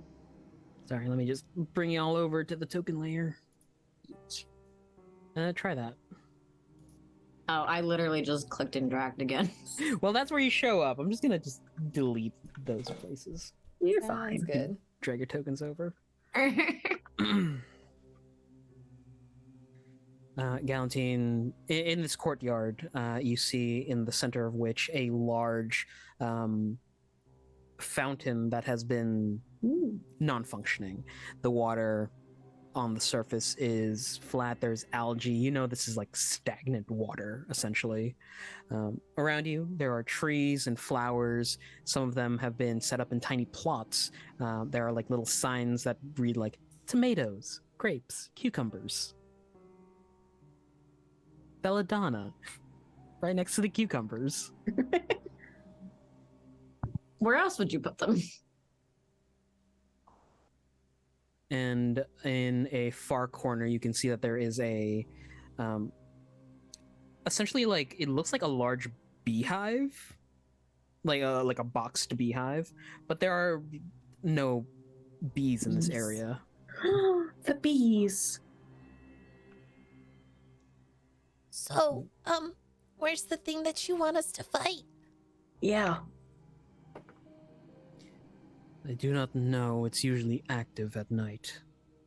Oh. I realized that if we tried to take it in the morning, we might have the upper hand. Okay. Galantine begins to scan around looking for this creature.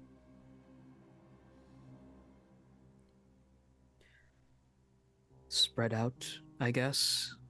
Be careful. Right. I would like to investigate the area. You may do so. Oh no, I'm going looking for danger. 24. Oh boy. Place yourselves on the map where you wish to be, and I will. I think, yeah. reveal... Given what was said, we will try and go over here. See if we can find it. As you're investigating, Barley, you kind of pass by that large box, and you can hear what kind of sounds like tiny snoring. Oh. Don't make it cute, RJ. From the bee box? I said like a bee box. Oh, I'm gonna open it. Carefully. Quietly. You reach over and kind of shake the lid loose and peek inside. There are several dozen bats inside of it just napping. Okay. One of them kind of like looks up at you, cracks an eye, and just... Barley will gently put the lid back. It's not in here. No, it would not fit. Oh. Maybe it's in the trees? I am the Lorax. I speak for the trees. For the trees. Yeah, we'll check out this little... Yeah, little give tree me digger. a perception check. And Grenna, where are you looking? I think -1. 15.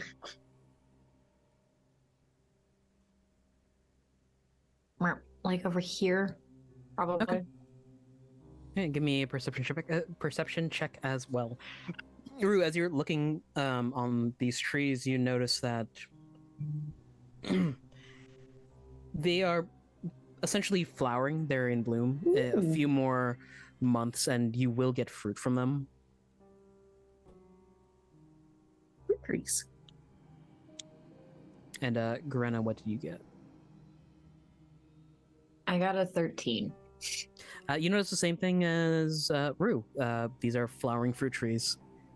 But you don't really see if there's any creatures that are inhabiting them. Barley has opened up the bat box, as it were.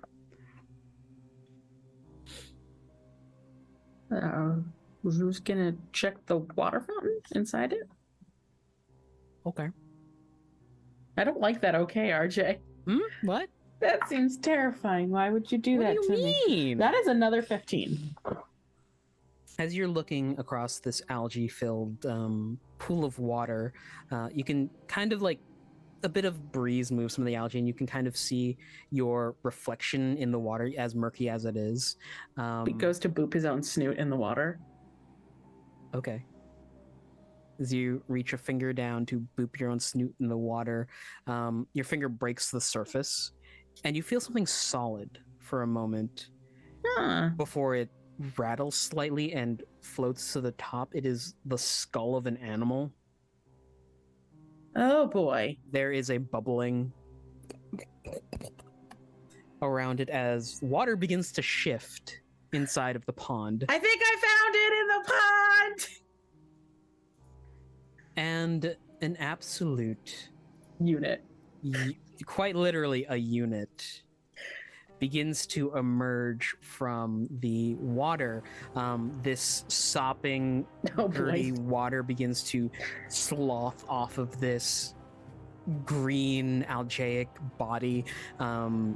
You can see that the skull, these roots and tendrils kind of whip around the skull and suck it into the body, and you can trace where the skull is moving as it rests near where you would assume the shoulders would be, as it forms a faux head, and it begins to stare at you, tilts its head, and more plant matter forms underneath like the base of the skull to form a lower jaw, and it just unhinges, and there is a bellow.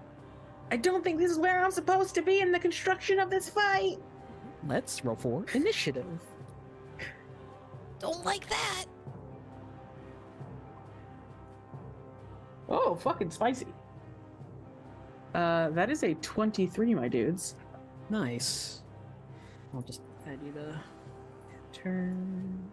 Sorry, I don't trust roll 20. So yeah, Gil did not fuck me. Gil gave me a 19. Thank you, Gil Ramirez. Can you add me, RJ? Will do.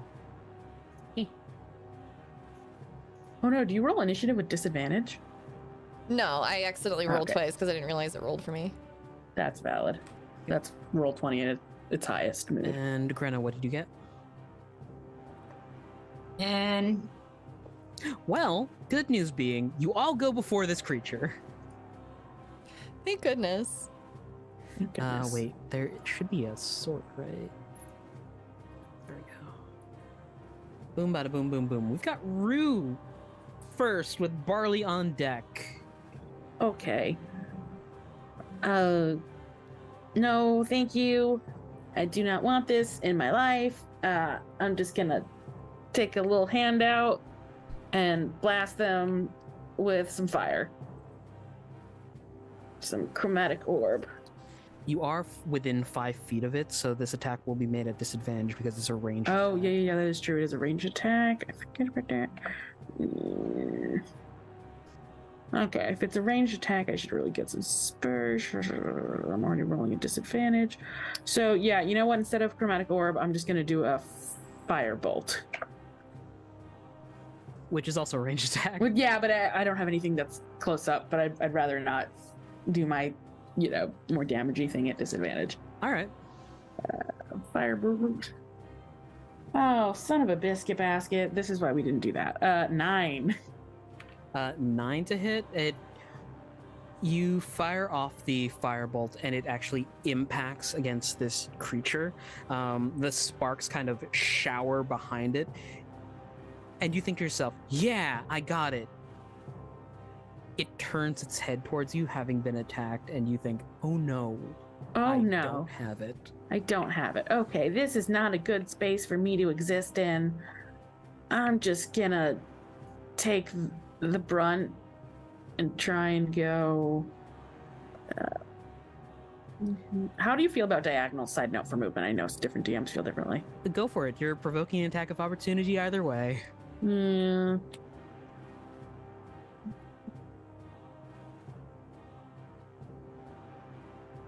Oh boy. Yeah, he's just gonna kind of. As you dash, this critter is going to come on Nope, and nope, nope, nope, slam, nope. and welcome to Japan. Hey, yo, what you gonna do? Hey, yo, what you gonna do? Does a 20 hit you? Yeah, 20's gonna hit me. Oh, yeah, no, 20. Damn it. Owies. Let's see what we get. Plus, I should have set this up beforehand. I apologize. Gucci.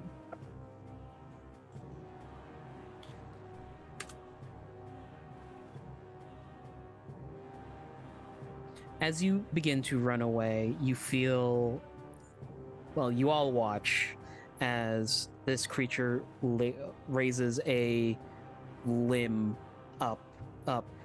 This is a very large creature, and Rue has decided to take the school of Prometheus from running away with things as a column of a limb comes crashing down and smacks into the top of Rue's head for 10 points of damage. Rue looks real messed up, y'all. For a hot second, there is a splat of liquid against the ground. And you think, oh shit, that's a lot of blood. But it's liquid from the plant matter on the arm from being submerged for so long. But Rue comes out fucked up. Yeah, there is also blood. It is a lot of plant water matter, but it's also blood. Barley, if that is all you wish to do, Rue. Yeah, yeah, that's all my move. Hi. That was scary. How far can I move? Up to your movement, hun. I know, but I don't know how much that is. Okay. 30 probably? Yeah. Okay, so I can't move to body block. Or get to you to heal you. Let's see here. Did the fire appear to have any extra damage when it hit this creature? The fire had hit, but it didn't look like it pierced. Okay. Barley is going to use her crossbow. Does a 19 hit? 19 does hit. Fabulous. So that is going to be 8 points piercing damage. Alrighty, Rue. Bonus action. Healing word. So Rue, you are going to get 6 points healing. Heck yeah. Nice. And that will be my turn. It is Galantine's turn. They have seen Rue get smacked, and with the thought of, oh no, Gregor's gonna be mad at me, steps in front of this creature and begins to assail it. Hits. Okay. He watches Galantine, grips his hand, and the blade comes out, and he begins to slash at the creature. It doesn't look like... It's very superficial cuts from what it looks like. It is... Too many tabs. Grenna, it is your turn. I'm gonna walk. Well, I mean run, but I'm gonna walk over here. Nope. And so is it the little like the actual blobby bit or is it the full circle? It's the blobby bit inside of the circle. Okay. I'm sorry, I don't have premium roll 20, so it's not as pretty as I'd like it to be. No, you're good, you're good. It was just a matter of distance movements and all that jazz. Get in the water, Grinna. 5, 10, hell no. 15. And I think that's kind of all I can do, really. I don't have much of anything else. Shouldn't you have like 30 feet of movement? Good point. You could get to like this side and smack it. Yeah.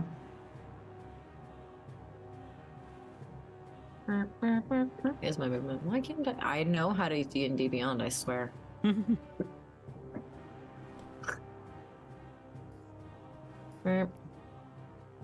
Could also rage. I have a climb speed of 20. Yeah, okay, so let's just do that then. Well, I'll go over here and I'll bap it. Okay. She'll be like, no.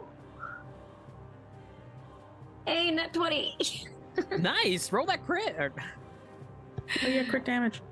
And remember to add your +2 for raging. Ooh. Heck yeah. Feel the rage. How do you do crit damage? You just roll it twice, or do you just take max plus? Right click on the number. Right click on your attack damage and it Oh. Crit. Cool. Let's do that.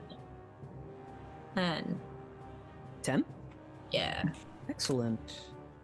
Oh, well, that was without the +2, so 12. Oh, I'm sorry.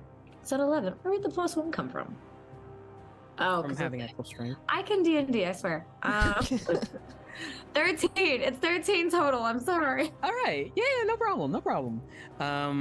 As this creature is getting assailed by your bug dad, it kind of recoils its head slightly to the side, and you see an opening, and you bap the head, and it begins to like spin around slightly. There is a moment where the creature kind of stops its head from spinning and turns to you. Oh boy. Here we go.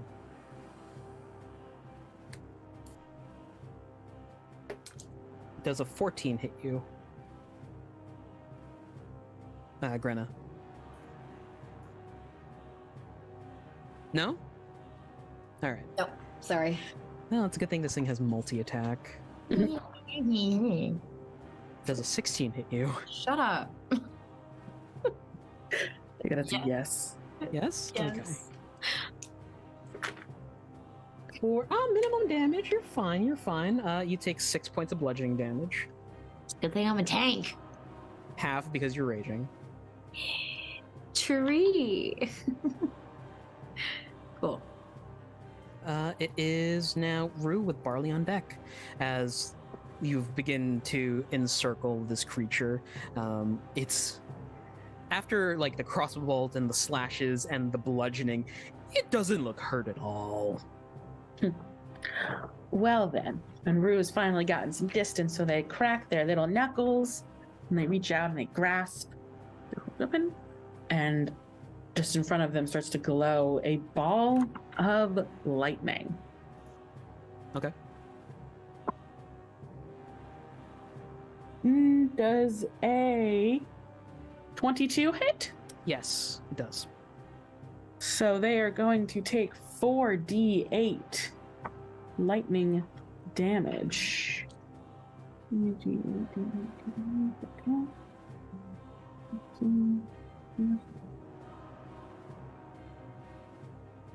They're going to take 14 lightning damage. And then, let's see how that wild magic taste. Maybe? Yeah, That's a 3. Oh, Rolling on the table, boy. baby. Give me that table. Hold on, let me pull it up. All right, do you want the d20 or the 100 first? You need to roll me a d20 first for the severity. 12. That is a nuisance, sadly. Now give me a D100. D100. That is a 46. 46.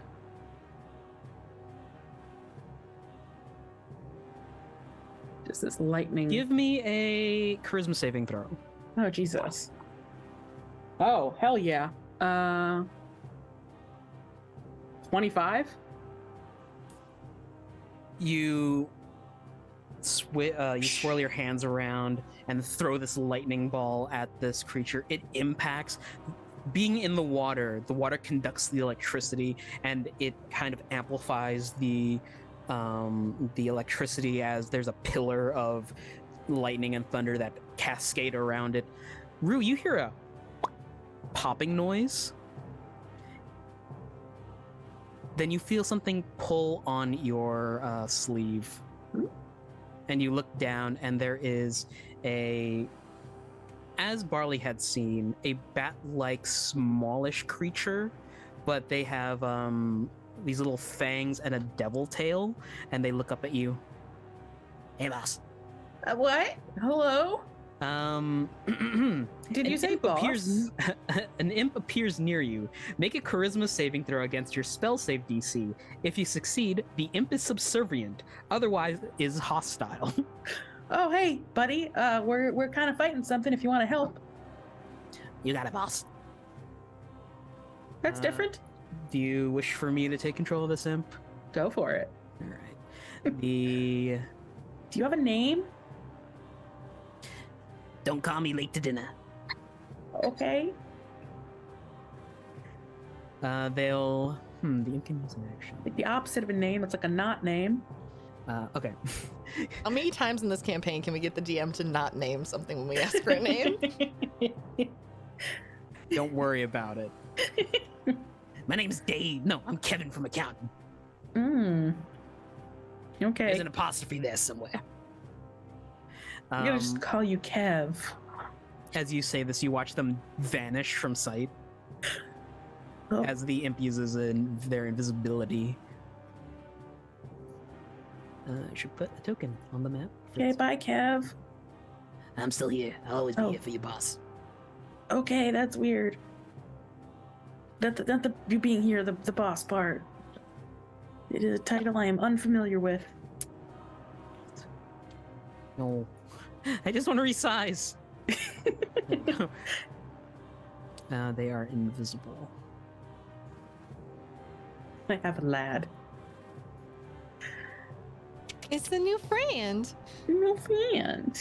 We definitely won't backstab and betray us eventually.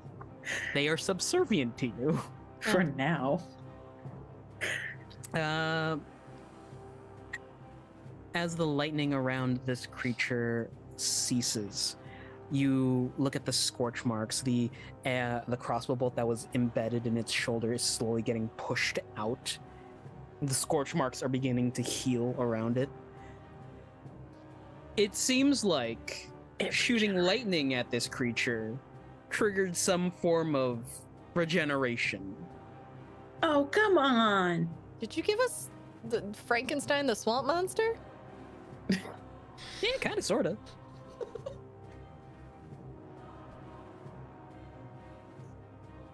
Okay. Barley. Okay.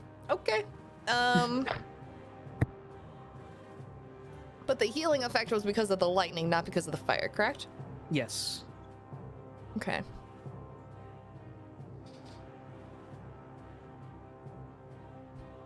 Barley's gonna cast Grease, centering it on the creature.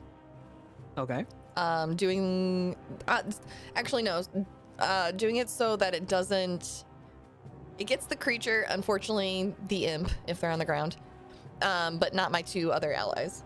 Yeah, you could essentially grease the entirety of that pool. The imp is flying, so they're fine. And with that, I will need it to make a dex save. DC 14. That's a -1 for a 0. It falls prone. Falls prone. Haha, they're immune to prone. And then Barley yells to the others, "Light the grease on fire!" That's my turn. All right. Oh, actually, I'll move in too. Zoop.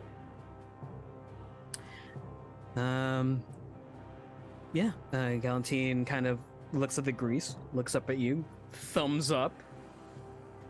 He doesn't have anything to light it on fire, so he'll just start attacking. Why do I nat 20 against myself? Are your own greatest enemy, RJ? I am my own worst enemy.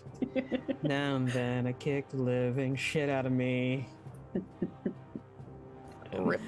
There's a cigarette. Actually, yeah. Okay. Yeah, you just watch Galantine spin upward, almost like a tornado coming down with the blade, slashing once again, and just plants a palm into the ground. There's a glow underneath his hand, but it looks like that effect will happen on the next turn. Grenna.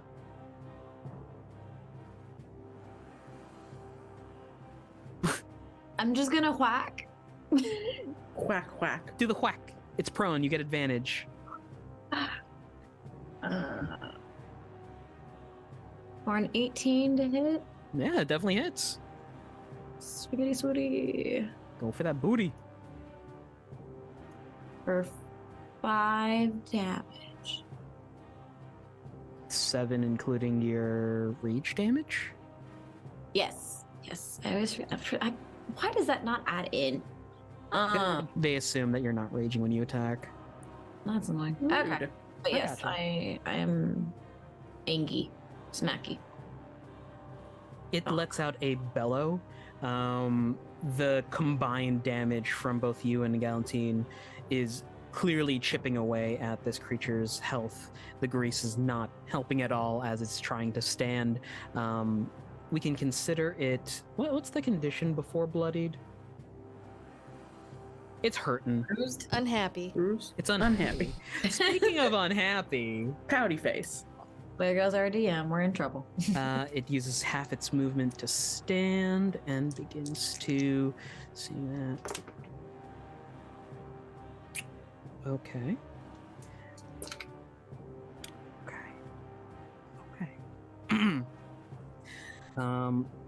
This creature stands up to its full height, bringing its column-like limbs upward and turns to Galantine. Slamming both downwards, you hear a grunt of pain. And then something horrific happens. The vines around these column-like appendages wrap around the person who hired you to take it out. And Galantine looks up, slightly confused, before you watch as the limbs retract into this creature's maw. It uses its action to, its secondary part of this attack to engulf him. Light it up fire, light it up fire, light it up fire, light it up fire! Yeah, no. Rolling up sleeves. Is its turn done, RJ? No, it fuck me. its legendary action. No. Why? It's your turn. Sorry. By you, I mean it's Rue's turn, followed by Barley. Yes. So Rue sees this, and it feels like a in his chest. This thing, he healed it. This thing that's gonna kill their new friend. Fire, fire, fire. And like his hands are shaking, clutched together as it starts to spark, and grow bigger as another chromatic orb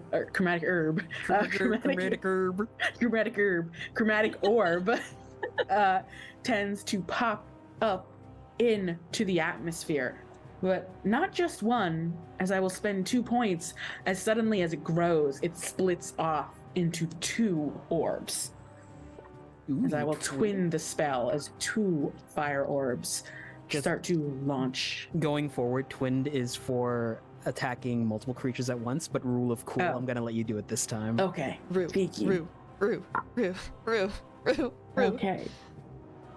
That's a nat 20 on one of them for a 26. Shit. The other is an 18. That hits as well.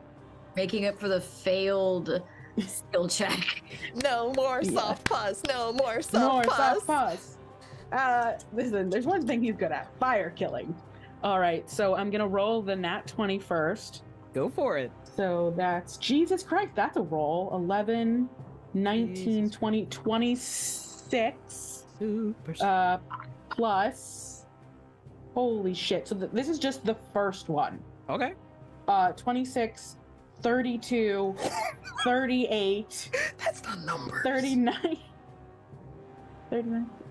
44 is the fucking... Can I also say that it should also take It's the some extra crit. fire damage on top of that since it's currently That's covered the in crit. grease. That's just the crit. That's not even the second attack. Okay. Should I roll the second one, RJ? I want to know how much overkill this is. Should I roll the second one, RJ? It's still up. Yeah. Oh, okay. Okay, yeah, shit, I'll go for the other one. I'm also going to use an empowered spell to re-roll 2 of those on this next one, because fuck that noise. Thank you. So that is going to be 14 plus... So it was 44. That's going to get additionally... 28. So 44 and 28. So 60... 70. I got it. I have a calculator. Got it? Someone else can math? I can't. So your first hit was a critical, which ignited the grease on it. Can you roll me 44? 44? Okay.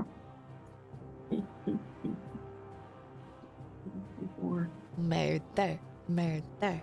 Do you want them as individuals or totaled? Total, please. Okay.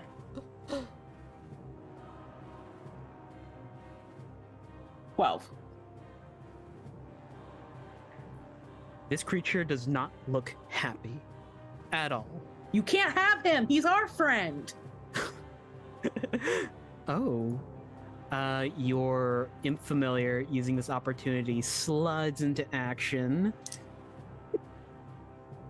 Okay. Oh, wait. I have to also... I assume we're back to 1, RJ? Yes. We're fine. What is your constitution? Okay. No Just this giant blast of fire damage. No fucking way. A giant gout of flame hits it twice. It's lit on fire. It is screaming and howling this unearthly wail that you didn't think plants could make. Give us back our gal pal. Gal pal. And from the flames, you see your imp familiar appear, its tail jutting outward, barbed, and you can see like it's dripping poison. It hits the creature right where like the neck would be. Kevin criticaled. Hell yeah, Kev, my little buddy. And this creature also failed its constitution saving throw, so... RJ killing RJ. I hate sometimes. How do you want to do this, RJ? No. Not yet. Okay. So it takes... Well, thankfully, the sting is not hefty. It's the poison damage you gotta look out for. Minus that much. Okay. Ooh, it is in rough shape. The creature is thrashing in the water, essentially, as your imp familiar just like, ah, shit, and kind of starts ducking away underneath the flailing limbs. Run, Kev, run! Barley is up. It's you next. Cautious Caustic Brew, give me another dex save.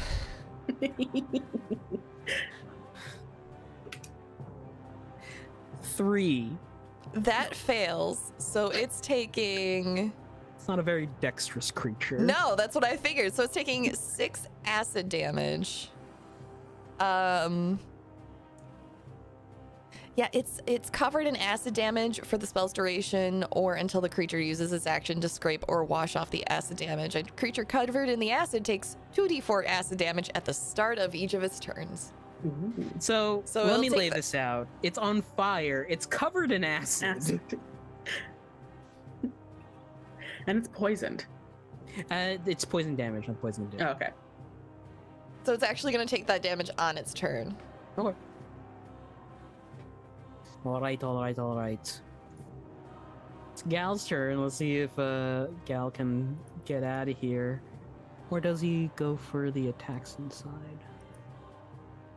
Internal damage. Oh, he had something queued up. Okay. That's right. There is the sound of cracking thunder, essentially, like the sound something makes as it breaks the speed barrier. As you see a glow just wherever Gal had cut this creature beforehand begin to light up with this reddish arcane energy, and then the cuts repeat themselves. Gal does not make it out.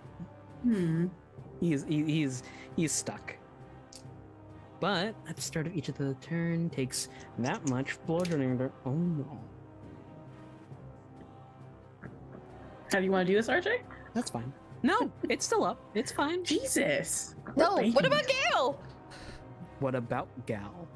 Oh no, our Is Gal. Gale okay? Grenna, it is your turn. I don't like that. With this creature on deck.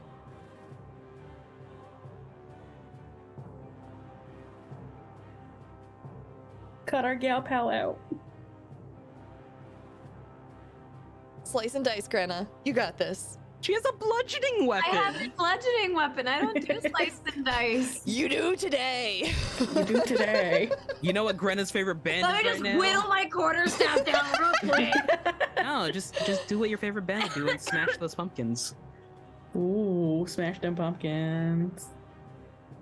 I think after just the shit show that just went down, You just watch. yeah, because I'm front row. I'm gonna where'd it go? I do have a javelin, and I technically have a great axe, but I can use them. I don't like slicey weapons. Brenda's a baby. Greta doesn't do gore. It's a plant. It's fine. You're making salad. Well, Greta's currently at a very salady barbecue, so. Yeah. Yeah, you got the balsamic vinegar on there, some red pepper flakes over top. Burning it. Okay, I'm gonna do thingy because I do have my bonus action for my 2-weapon fighting. Okay. And so I'm gonna swing with the quarterstaff basically to treat it like a piñata. Okay. And just Whack, or whack. more like a baseball bat, but like obviously single-handed, but like just like go to like smack it on the back where the spine is on the planty blob, but just like cough him up basically, and then hopefully with the great axe I'll just swing up with the other one to just slice the head off. Yeah. Would you like to do this at reckless so that you have advantage? Yeah. Because I'm freaking out. Who's thinking? Not me. Link. For a 19 to hit with the quarterstaff. That hits. Okay, and then let me. You want me to do damage first on that one, or do you want me to do the axe first? Do the axe as well. Okay. And then we'll just total up the damage. Okay. 4. Did you crit again? Yikes. Crit City. So many Maybe. crits lately. Thank God. at 6 this We combat. need them. I'm not complaining. But yeah, so crit with a great axe. So quarterstaff. Let me do this real quick. Get the freaking D&D Beyond to cooperate. Thank you. Quarterstaff. Roll, darn you. gives me 5 for the quarterstaff, and then Great Axe gives me. Well, that was shit. 4. With all together? So 4 for the Great Axe and 5 for the quarterstaff, so 9 total. Plus 4 equals then- 13. Yeah. You swing your quarterstaff to where you think the base of the spine is, and smack. You hear a dull thud and a grunt.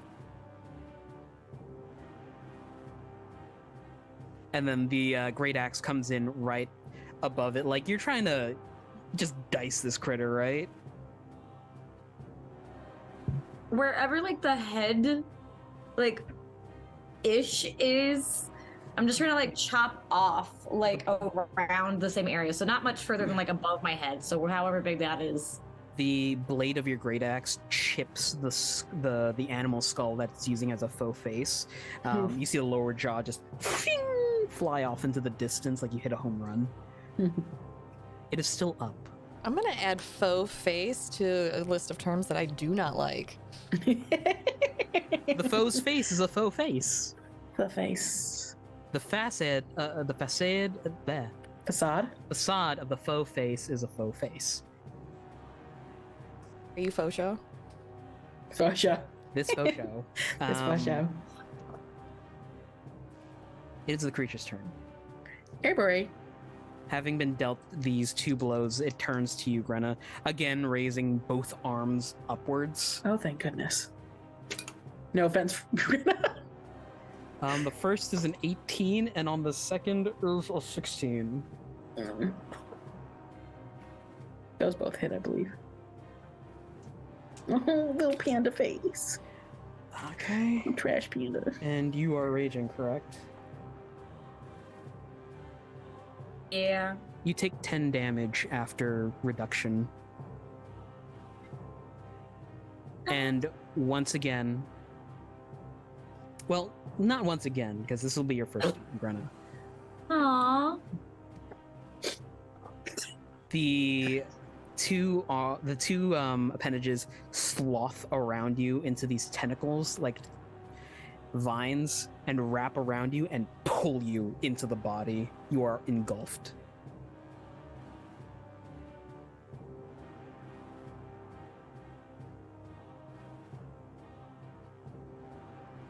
Oh, you did a bad thing. Take. Oh, this is gonna be fun. There is a moment where from out the back another opening appears, and you can see the armored form of Galatine just drop into the water. There is a moment, 2 moments where he doesn't resurface. And then there's a grabbing onto the side of the fountain. Where is your friend? Are you a zombie? It's inside it. It took Grenna. I am Galatine. Okay. No, you're Galantine, but it took Grenna. Yeah. Okay. It is gross in there. Doesn't look good. Doesn't look good. Rue.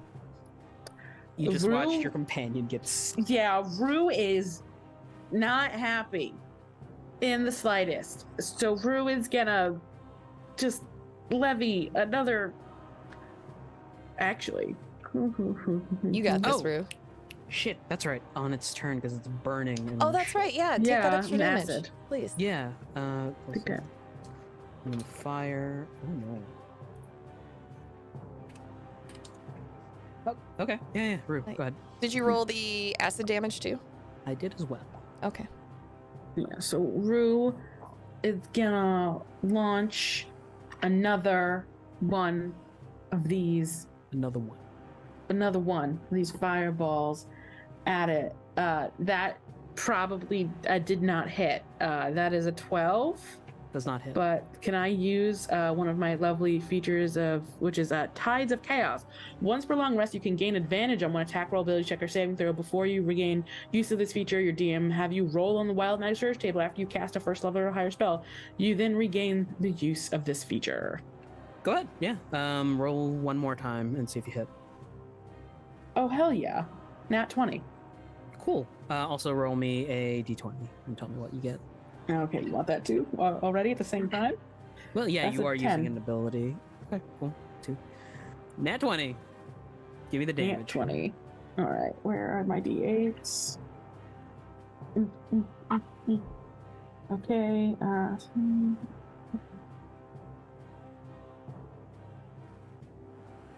22 plus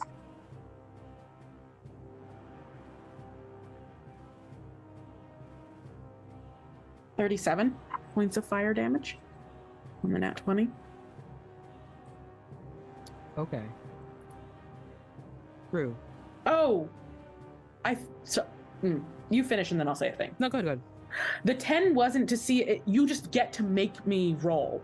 On the table. You get if you to want. roll on the table. All If right, you here want. we go. We don't have to do it right now, but you just have a literal gimme to make me roll the table because I use Tides of Chaos. You know I'm gonna use this gimme. Yeah, I figured. Yeah, because you had me roll a 10. Like, why have me? Yeah. Okay, so the all right. 20 is an 18. Okay, give me a 100.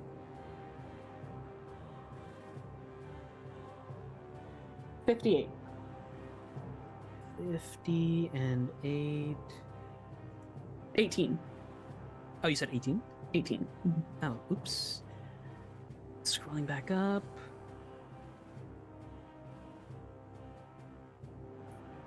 What color are your eyes? Rue's eyes, if I look at the picture that we have of him, I'm pretty sure they're like a blue-green brownish. Okay. Yeah, all the colors. Cool. I'm also going to tack on. How do you want to do this? Oh, hell yeah.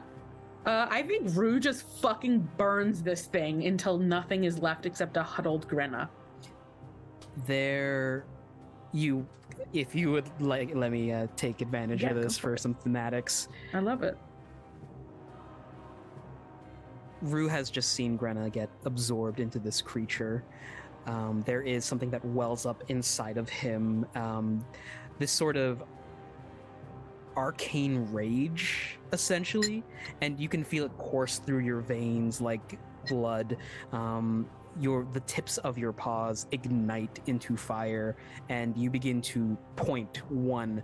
There is essentially a miniature sun that just smacks into this creature. You point again, the sun loops around it and then bashes it in the back, and each time more of this fireball is being essentially napalm onto something. It's sticking onto this creature, and there are these shrieks that are emanating from it as it's being slowly roasted and burned and charred into cinder. It's one thing to take my gal pal, but you can't have Grenna. And as you say this, there is a pillar of fire that erupts around it. I wouldn't say it completely dusts it, considering it's one wet and two a very large creature, but it falls with a resounding thud. The water inside of the basin splashes outwards, and almost like half of it is gone immediately.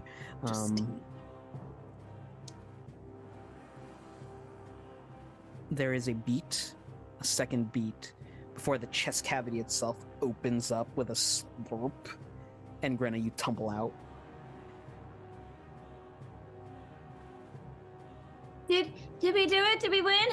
Are you okay? And Rue just paps over and immediately is shoving a healing potion in Grenna's mouth.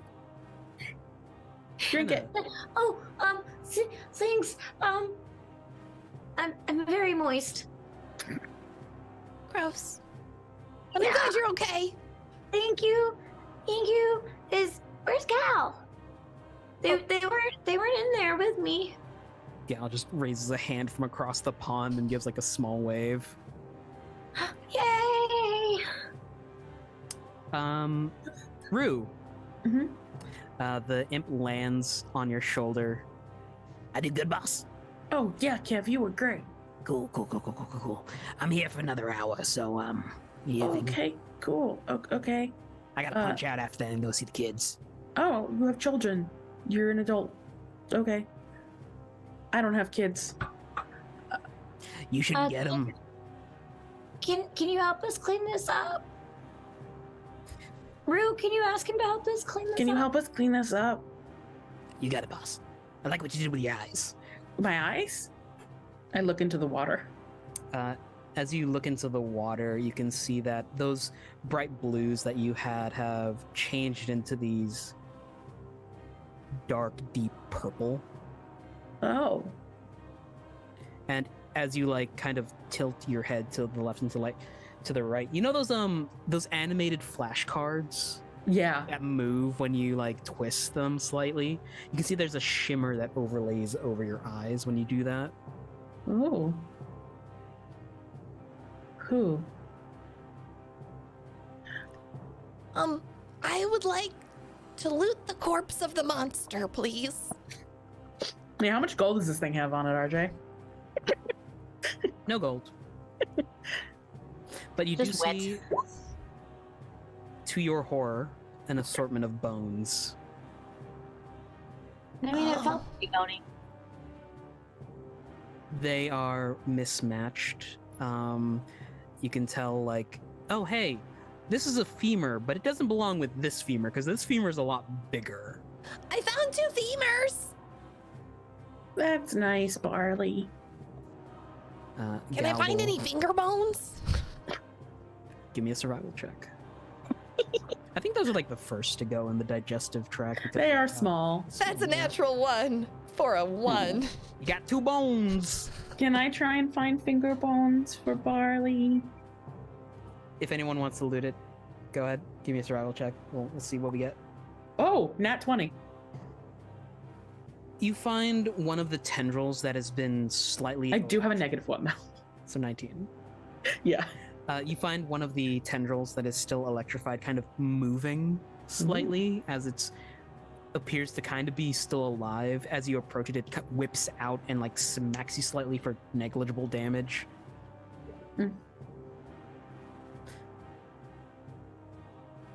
Side note, sailors.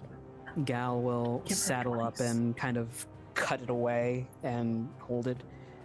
This is good material. Oh, Barley, this is good material. Maybe give it to Barley.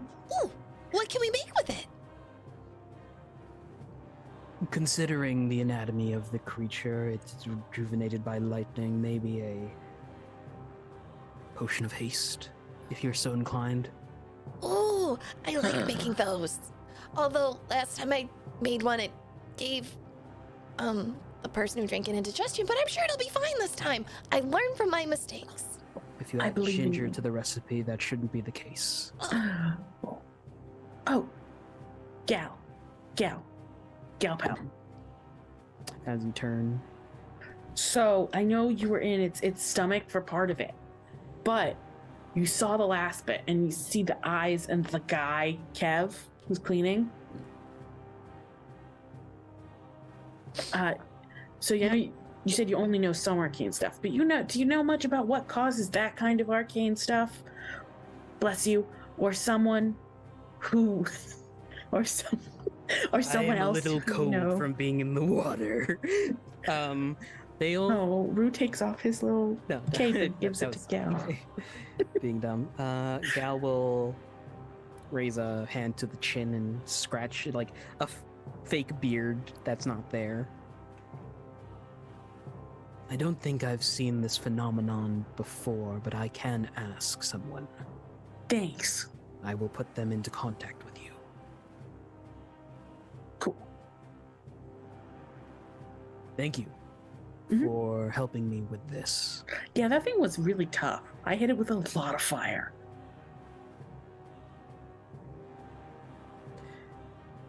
If you wish to rest, my house is yours.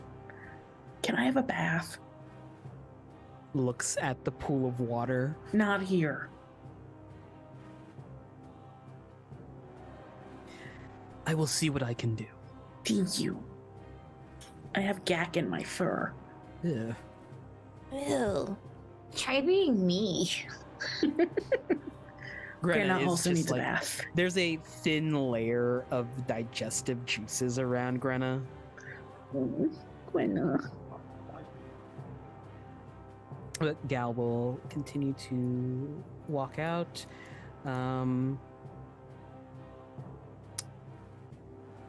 One last perception check from everyone. What the heck, Dice? You are having a moment. Hashtag RG Boutique Dice. Rolling hot. Beautiful, gorgeous dice. I rolled a 10. 18. 21. Grenna, you and Rue notice this part of the cape on Gal's attire has torn away, and it looks like there's he does have his right arm, but there looks to be some sort of lumps growing on it, yellowish. Can I roll a nature check to see if I can identify it? Go for it. I'm not complaining, but I'm very confused. Anyway, I got a 23. I'm glad some people in this party can roll high tonight, because it's not me. Barley. As It's okay. the door closes behind Gal as they make their way to the bathroom to fix up a bath for y'all, Grenna, you catch sight of, again, these lumps. Some of them are weird. It gives you the impression of mushrooms. Oh. Though the nature of which mushrooms you can't really tell. Hey, Gal? They'll turn before closing the door. Can I ask you a personal question? Just a long, awkward silence. What happened to your arm? Like, is it okay? They'll look down, kind of pull at the cape around their arm again and to cover it, and just nod their head before leaving. Okay. No, just take a bath. In the water? Gal is going to go prep the bath. Well, like, I'm gonna like rinse off like my face at least because I still Okay. feel icky. Yeah. Prestidigitation your face. Inside of this creature, which I will now say is a shambling mound. I knew it. I love shambling mounds. You also see there's bits of armor and weapons that have been rusted through thanks to the gut juice of it. But there is also a small leather pouch. Oh. And when opening it up, you see that there are a few gemstones in it. Ooh. Most notably of which is a diamond of undetermined value.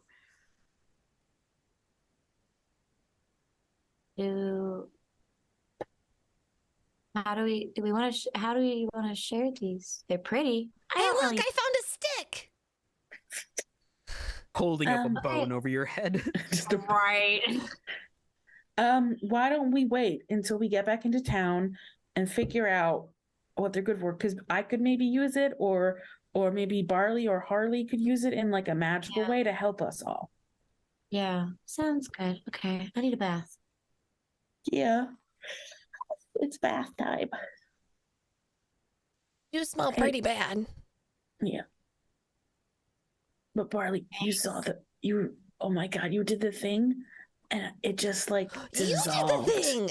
And the you grease. did all the things with the fire and the extra fight. That was so cool. I think I'm just really good at burning things. I think that's you just are. like my thing. It's just fire and burning. Somewhere in the distance, an otter guard sneezes. I think it's just like my thing. Like the lightning helped it, so I tried to do not fire, and it didn't go great. I think I just need to stick to fire. When in doubt, use fire. When in doubt, use fire. That's basically what happens in my Tuesday campaign, and we have several shirts as like our brand. So I have another freaking campaign where arson is the answer. Arson is always the answer, children. The hype goblin approved. Arson is always the answer. Look, this is the channel where the wizard did not bother to read all of her spell scroll and cast fireball in an enclosed space with her party in there with her. Bless. Listen, so I see a problem, I throw a Molotov cocktail at it, boom, new problem. New exactly. New problem. That's how Lucy got a patron. Ba-da-ba-ba-da-ba. As you all file out with your loot and weird alchemical reagents in tow, Gal leads you up into the east wing once again, past his laboratory, and looks over to you, the lot of you, and opens a door and motions for the three to step inside. In we go. Bless you. Thank you. Inside, there is essentially a tiled floor with several cubbies on the wall. Past that, there is a large round bath that's been put into the ground. Essentially, it's like an indoor bath area where multiple people can bathe at once. This is fancy. It's really nice. It reminds me of home, kind of. Things I've seen in my hometown, not in my home. Oh, I've only seen a picture in a book.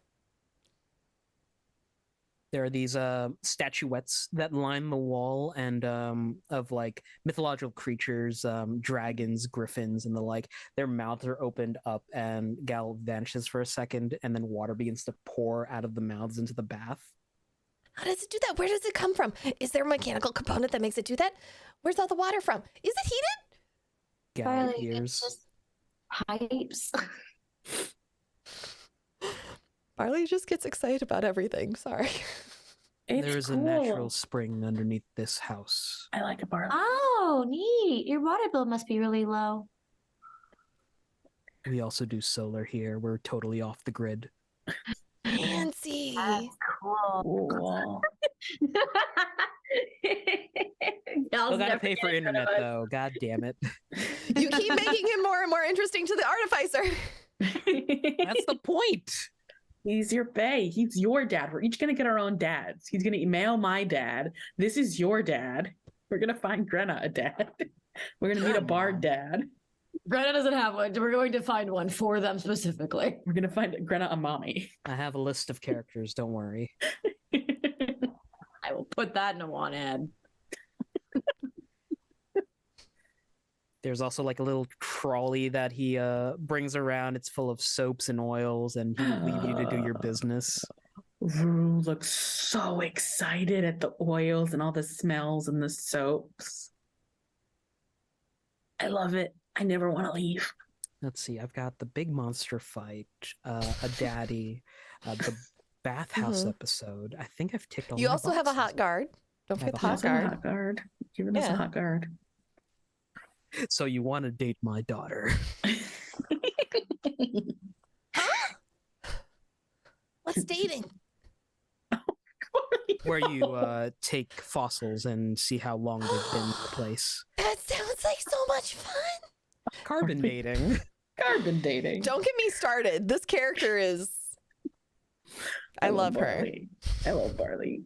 Please, Barley. Yeah, the bath is yours to do with what you like. I start a gambling hall.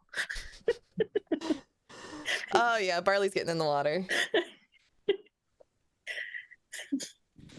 Granna made like a little bubble bath and it was just like zooming through all the bubbles and like doing little leaps and stuff. Just like, hey Kev, are you still with us? Do you want to get in the water? Nah, boss. Imps in water don't do good. Oh, sorry. Do you want some fancy soap? Yeah, I could take some back to the wife. Yeah, here I hand him, and I like wrap with like a little string, just like a nice little like sage chamomile soap. As you hand them the chamomile soap, they just look at you with like this sort of semi-shocked expression on the face. Oh, boss, it's my time. Oh, I don't feel so good, boss. oh no. I don't feel so good, Mr. Stock. Who's Mr. Stark? That's not my name. From their feet, slowly they begin to pixelate slightly. Oh, real quick before you go, are my eyes still purple? Oh yeah, they're hella purple. It looks good though. Oh, thanks. Yeah. if Tell you your need wife me- I say hi. I don't even know if she knows you, but I'll say hi. Yeah. Enjoy the soap. Yeah, thanks. And as you say, enjoy the soap, they pop it in their mouth and then disappear. Oh, okay. Well, that was cool. So, do you like summon imps regularly? No, okay. So this was like a thing I kind of was needed to maybe tell you about, but then it kind of sometimes things just happen when I magic, like that guy or my eyes. Oh, your eyes. Oh yeah, they're like purple and Barley's gonna get up tilts his nose to head. nose with Rue. Rue doesn't even seem bothered. They were once like these really nice blues. They're now deep purples. Huh. They're pretty. Thanks. Kev said so also. I don't think it's a bad thing. Sometimes I mess up my potions too, and I only exploded a lab once. Oh, that's cool. Mm-hmm. Yeah, one time, I'm not supposed to talk about this. There was a party, and it was like a really important party. Uh-huh. And I shocked a lady real bad by accident.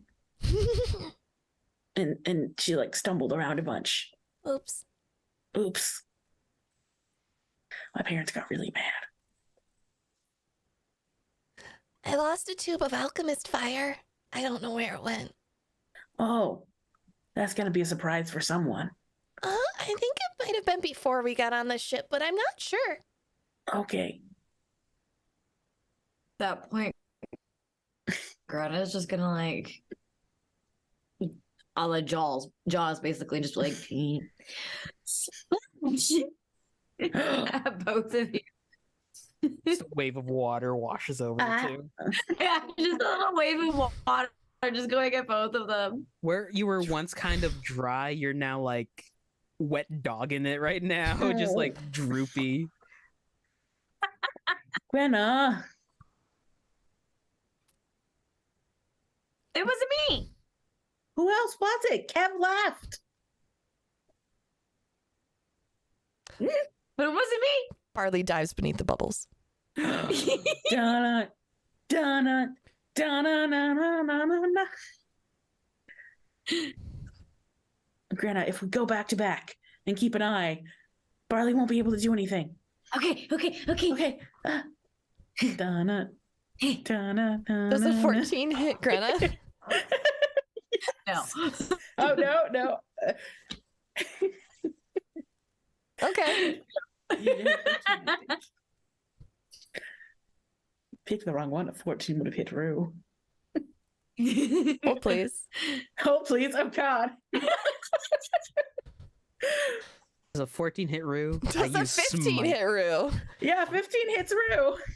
Rue's just yanked under the bubbles by the ankle. Rue just gets pulled under. Just nose full of water. You just see like his flailing little soft paws. Barley will pop back out. Did I get... Oh, sorry. I was trying to get Grenna. It's okay. You As have your cough. slippery ankles, Grenna. Ugh. Thanks. I think it's the monster gack. And like deep cleaning their ankles, like making sure they're really clean. You find like some tools and implements on the cart. There's something that looks like a pet egg, essentially, but for your paw pads. No, you just find a loofah. Nature grows those. If you can grow those. So, now what?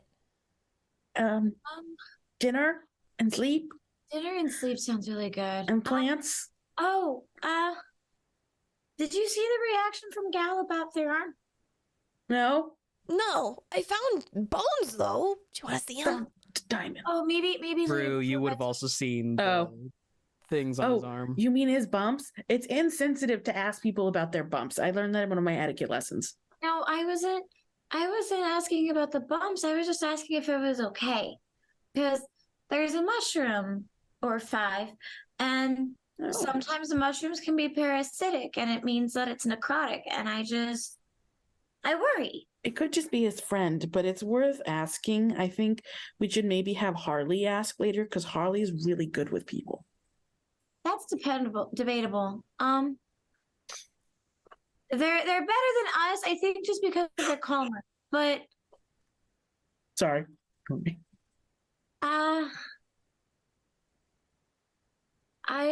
Yeah, you're muted. I could ask. Maybe we want to wait until we're leaving, so in case he gets upset, he doesn't just kick us out when we're really tired. Yeah. Okay. Yeah, that can be a breakfast conversation. Mm-hmm. Or maybe we can go to the library and look up like mushroom things. Oh, Gail has a library in the laboratory. Oh, okay. Yeah. Let's do dinner, and then if we still have energy, because I'm very sleepy now. Oh, it isn't even lunchtime yet. I want dinner.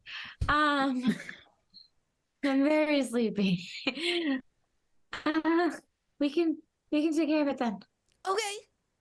Okay. Yeah. I want a nap. I'm not tired because I slept, but I feel like I'm empty, or mostly empty, or empty of my higher assets. Maybe you need a snack. A Snickers. Yeah, a snack. A Snicker snack. A Snicker snack. Purple sword? So that's what Gail's arm is.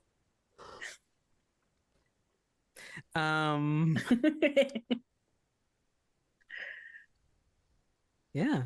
You all finish your bath, dry off, kind of with the very nice towels that Gal has provided for you. There's a moment where, you dry off, there's matted fur, and then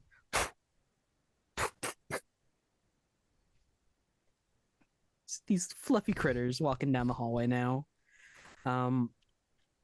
Barley, as you pass by the door to the lab, it is open. Gal's inside of it, and he notices you three, and he'll beckon for you to come in. Hi, Gail. What are you doing? Hi. He hands you like the pestle that he was working with, and points down to the root that's inside of this deep rock bowl. I am turning the root into powder. Oh. Is he giving me? He's giving it to you to do this. Bunch. Yeah, Is this she'll do it. saltpeter? No, it is the ingredient needed for a haste potion. I will prepare the saltpeter tonight if you wish to stay around longer. Yeah.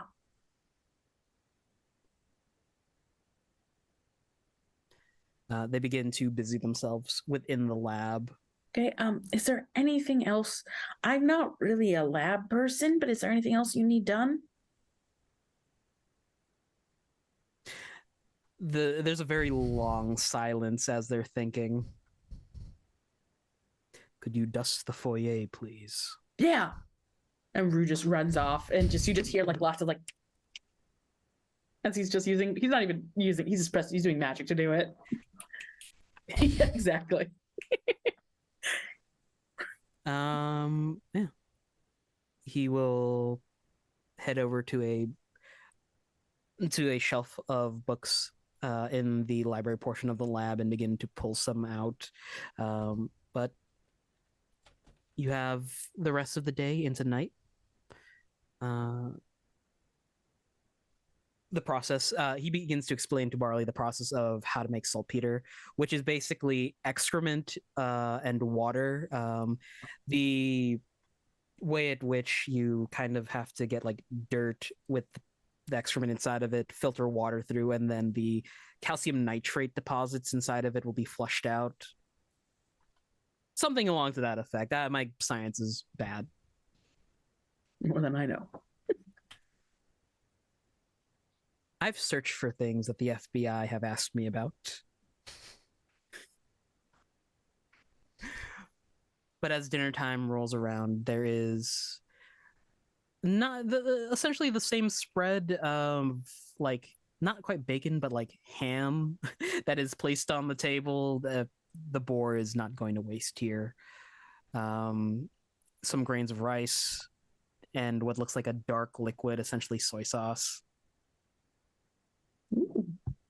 But Gal sits at the head of the table, once again, not touching anything, and quietly watches you all eat as you have all done a great job, actually, of taking care of this shambling mound and completing part of the quest for Chirp.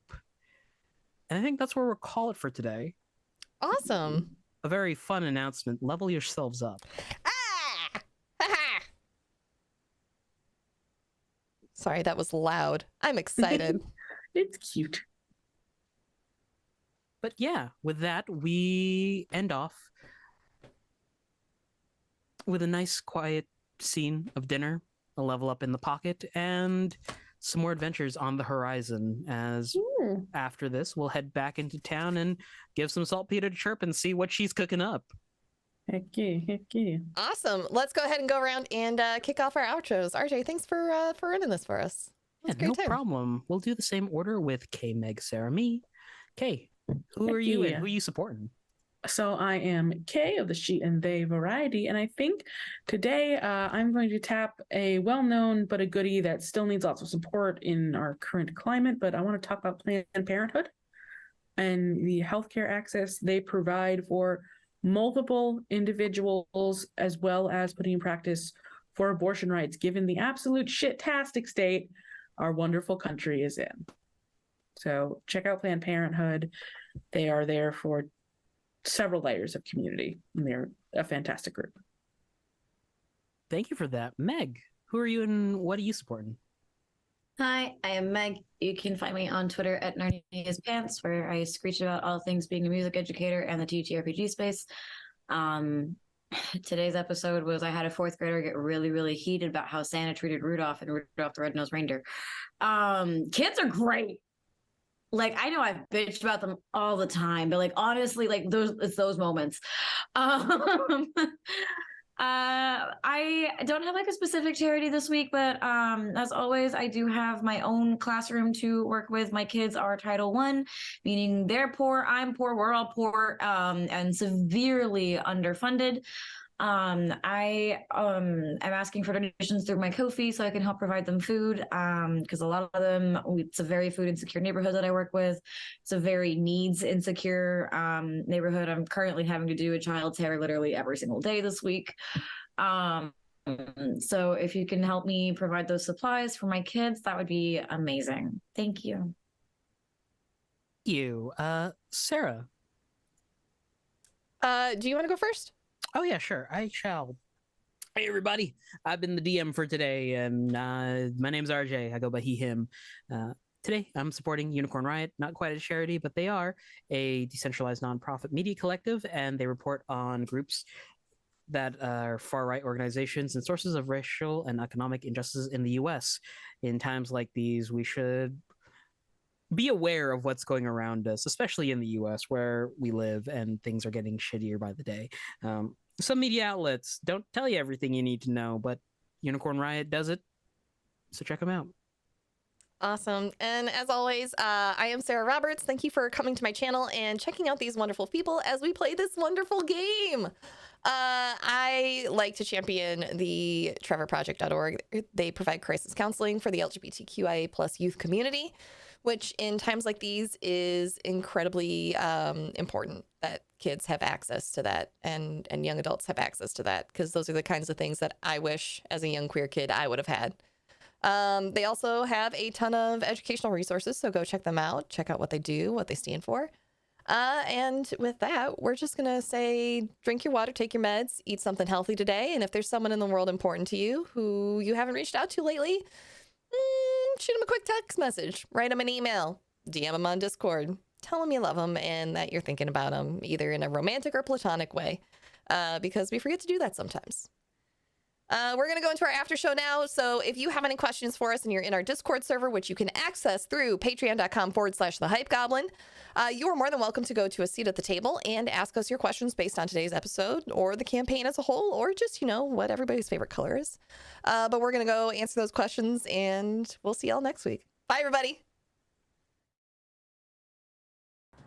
Sasha, you gotta stop being uptight and just do what you think is good.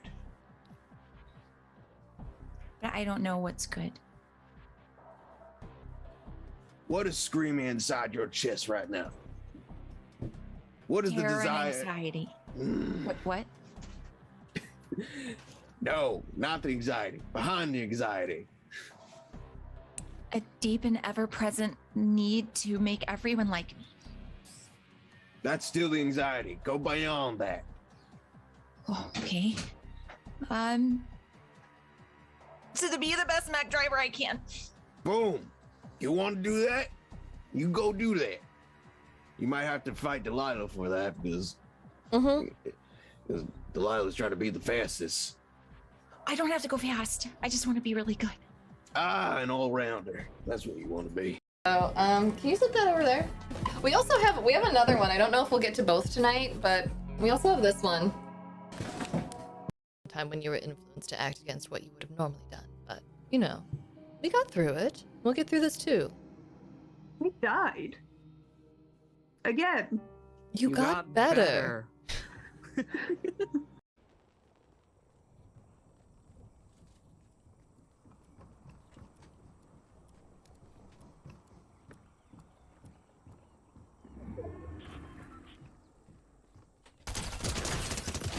Oh, damn it.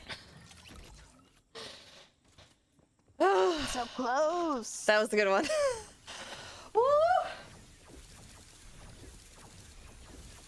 Oh, I got one more in me after that, I think. Here we go. Chryscon asks, do you have any lucky charms or rituals before a game? I like to put all my dice in my mouth and then swish them around and then spit them out into a dice tray. Oh! If any of them roll